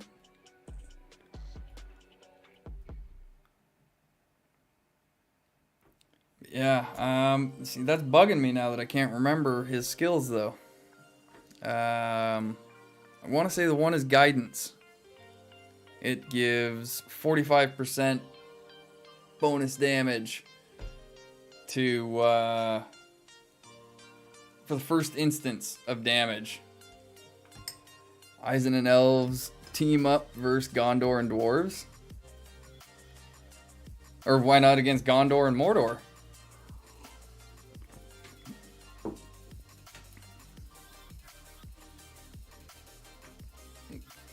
That would be awesome, though. Isengard and the Elves. That would be insane.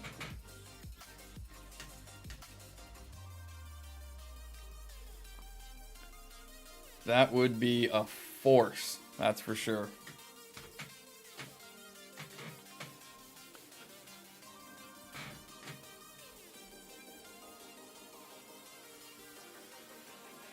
Oh, true. True. Yeah.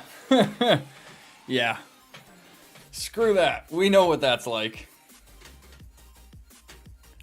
So that's the main reason, like, I do love Mordor just because of that. I feel like they have one of the strongest starting positions just because it's so defensible. They don't have to worry about Gondor or anyone from the north messing with them. If they just want to, you know, march off to the east and up north. If that's where Mordor focuses, then they can be a really strong faction. But we'll be Rohan on season 1. Eowyn, fuck the world. Or for the win. Yeah, Eowyn, man, she's such a pain in the ass. Yeah, exactly, Rhino. I mean, you can't take Mordor early game.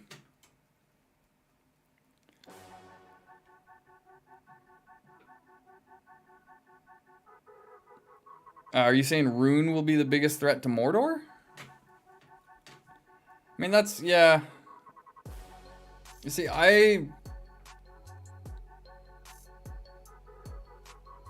Nerf day 1. Oh, yeah. I mean, she might. I wouldn't put it past them. What tanky units do the elves have? They don't. I mean, the heralds are supposed to be their tanky unit, but they don't really have a tanky unit of their own. They kind of rely on other people's tanky units. But why would Rune attack Mordor, Rhino? That's my question.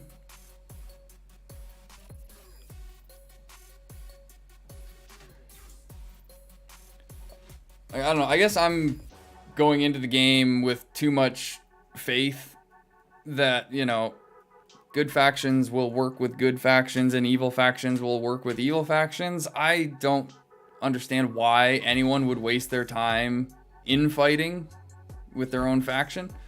Like, what benefit would Rune have to attack Mordor or vice versa when the elves are right north of Rune, Gondor and Rohan are right near Mordor? You know, like, that's where I just don't get it.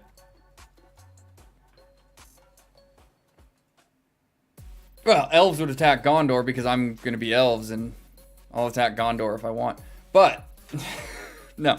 No, exactly. Like the same thing applies. That I don't think there's any. I don't see the logic to elves attacking Gondor or Gondor attacking elves. I mean, there are evil factions to contend with. So it's not like they haven't given us enemies to fight. We don't need to be making our own. That's my philosophy behind it. But as we've seen, it doesn't always work that way. Some people just like to fight. So we'll see how it goes. We will see how it goes. Well, that is good timing, Rhino, because I've actually got to get ready. I've got to head off and get ready for my job interview in a little bit. We've almost hit the 2.5 hour mark, and I mean, for a just chatting stream that's actually had no gameplay today, I think this has been pretty decent. Who do you think is better in your opinion, Mordor or Angmar, and which one will you definitely choose? So it's hard to answer that question. Thank you very much, Rhino. It's hard to answer that question, Nicola. Mordor Mordor has a more defensible early game position. Because they have minus Morgul and the Black Gate by default. So Gondor and Rohan can't just bust into Mordor early on. Angmar, on the other hand, they have the elves right to the south. They also have dwarves off to the east. They've got a lot of land to expand into to the west and the south, though. So the chance that Angmar sees combat earlier than Mordor is probably more likely. But Angmar has more room to move and get out of it than Mordor would. Unit-wise, I think they're pretty well even. I didn't get to use Angmar's tier 4 unit, so I don't really know what they're like. But the Ravagers for Mordor, they were kind of underwhelming for me. I found the Mountain Trolls for Mordor to be a better unit. So yeah, as Rhino says, I honestly think Angmar and Mordor are pretty close in terms of like power. I don't know, Mordor might end up being a little bit more beginner friendly just because you wouldn't have as much early pressure to worry about if things get done right.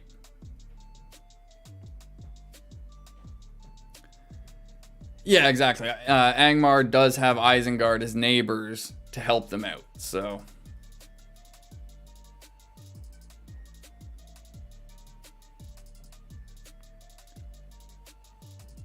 Oh, really?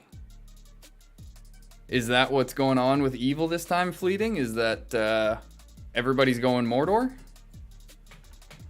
I said I know what's happening for a lot of like the good faction. I know elves and Gondor are going to be pretty populated, but I hadn't heard as to whether or not anyone was actually going evil yet.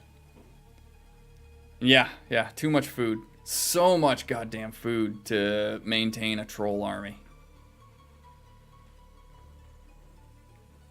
Yeah, those Snagathrax, man, they are gonna be crazy.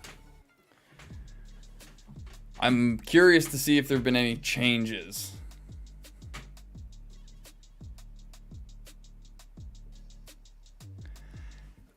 Yeah, I do kind of agree with you there, Rhino. I mean, just to kind of make it a bit more fun and fair for new players that are forced into the evil factions.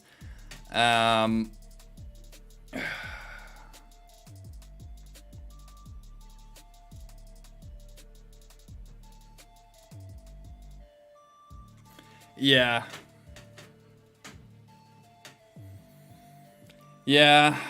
I've actually been thinking about that more and more as we're getting closer to it. And I have felt a little bad that I've already kind of committed to the elves.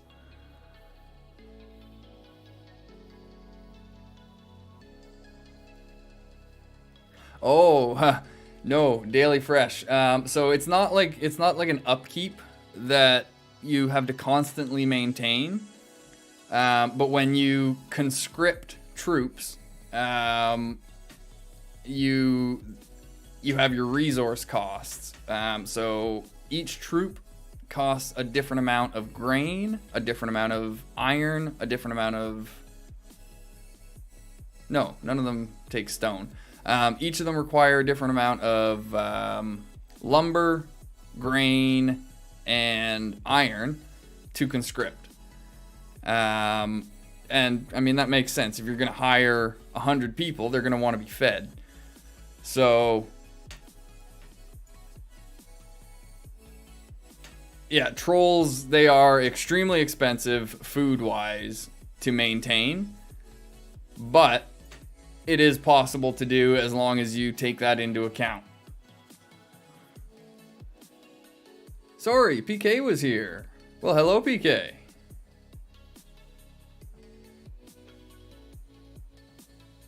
Hello from Greece. Well, hello from Canada. I would like to ask your opinion about Gondor.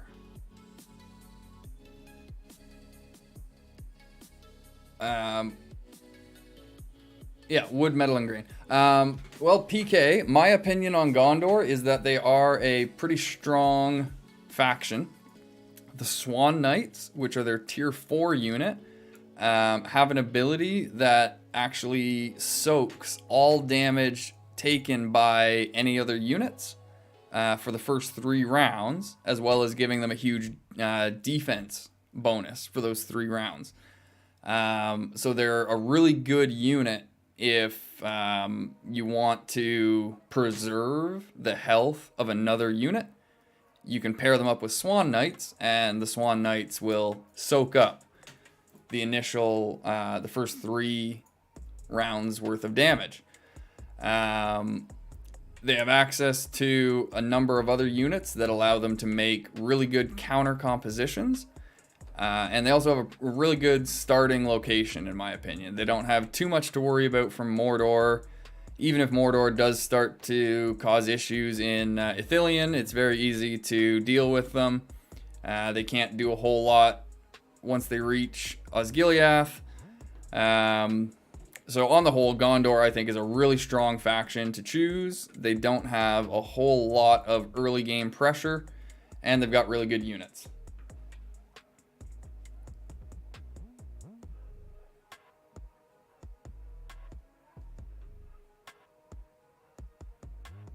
Okay, yeah, the Gondor that we dealt with in Server 4, they were very untrustworthy, I will say that. But that's not saying anything about the faction themselves. I hope they eventually make faction-locked troops. Kind of like the tier 4 troops, Rhino? Those troops that are locked to each faction. The best troop from Mordor, Mountain Trolls. Indeed. Yeah, no problem, PK.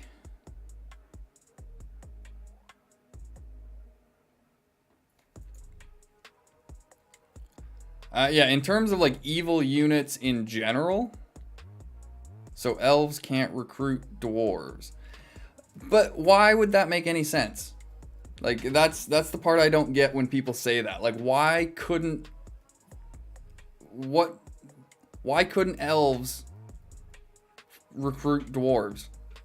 There's no reason that the 2 armies can't fight together. You know, there's a lot of dwarves, so I don't know. Because it just, to me, represents the alliances. I mean, we had men, elves, and dwarves all fighting Sauron together. So why do people have an issue that Gondor can recruit dwarves and elves? Or that dwarves can recruit humans and elves? You know, it's...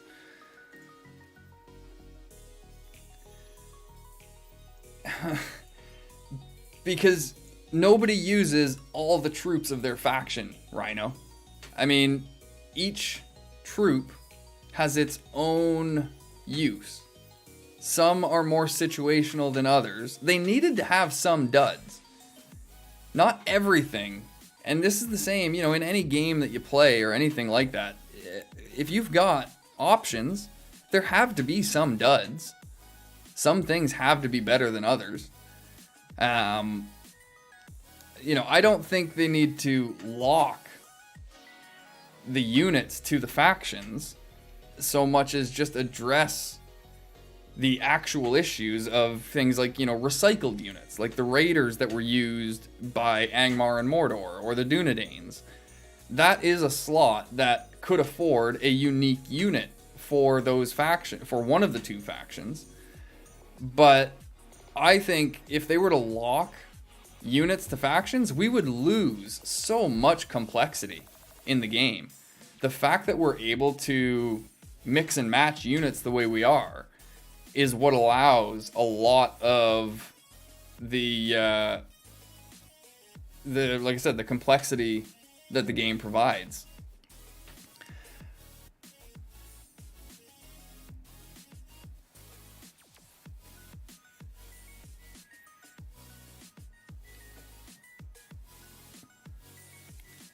Fleeting Dream, as I said, like even if you go lore-wise, there's nothing stopping elves from recruiting dwarves or humans. They work together all the time. So, you know, Mordor used goblins, orcs, Uruk-hai. I don't understand. Yeah, I don't know. I guess we look at it different, but I mean, the factions are, the point is there. Like I said, it allows customization and complexity of troop compositions. I wouldn't play the game if they locked all of the factions to each unit. That would just be too basic. It is good versus evil, and that's why we have the tier 4 units as a unique unit for each faction, because that is something that allows them to feel unique. But again, if they were to lock every unit to every faction, you would then, at that point, you would have some factions that were just straight better than others, because there are some units that just suck. Mordor would be a terrible faction if they couldn't use the Isengard units.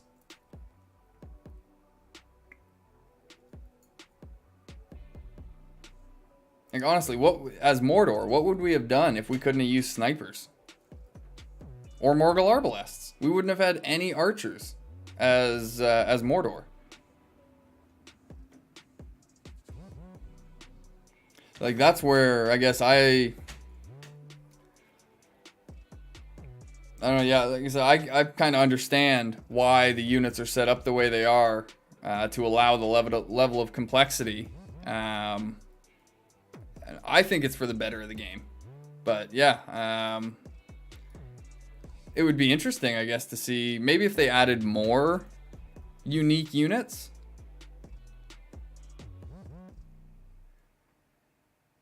Yeah, no, I realize that as I said it. Like they could have just made archers. But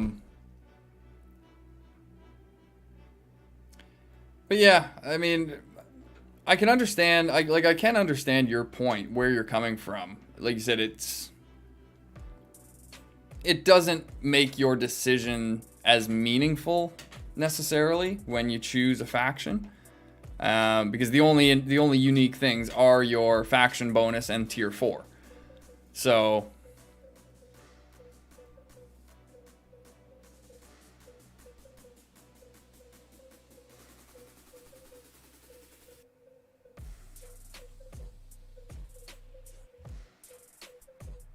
Yeah,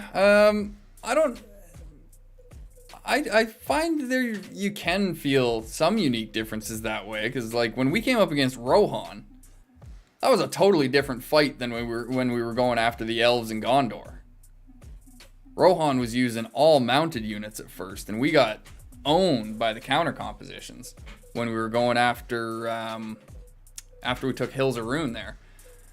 Like, to me, that felt like a very different version of fighting good than it had been fighting Gondor and the elves. But I mean,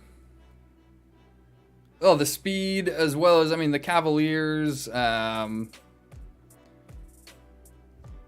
But again, I do understand where you're coming from, but that's more because I think of min-maxers. We all find out what the best units are for the best situations, and, you know, it does become repetitive that way. Ravagers, they're okay. I didn't find them as good as they could have been. I found Mountain Trolls to be where it was at. Oh, crap. I have not been paying attention to the time. I do have to get going this time. Thank you very much for everybody that's been here for today's stream. Thank you all for helping me reach and break the 100 subscriber mark. Cannot wait until next Thursday when we get to start all of this off. The big shebang. Gonna be amazing. Definitely see you guys next stream. Yeah, now I don't know when that'll be. I gotta figure out what was going on with the internet today. Not a problem. I hope it has been helpful. I hope we've shed some light on it. I hope we've been able to generate some more hype for it. And if we don't see you beforehand, we will definitely see you next week. And until next time, good luck on the battlefield. Transition. Whoops. Transition.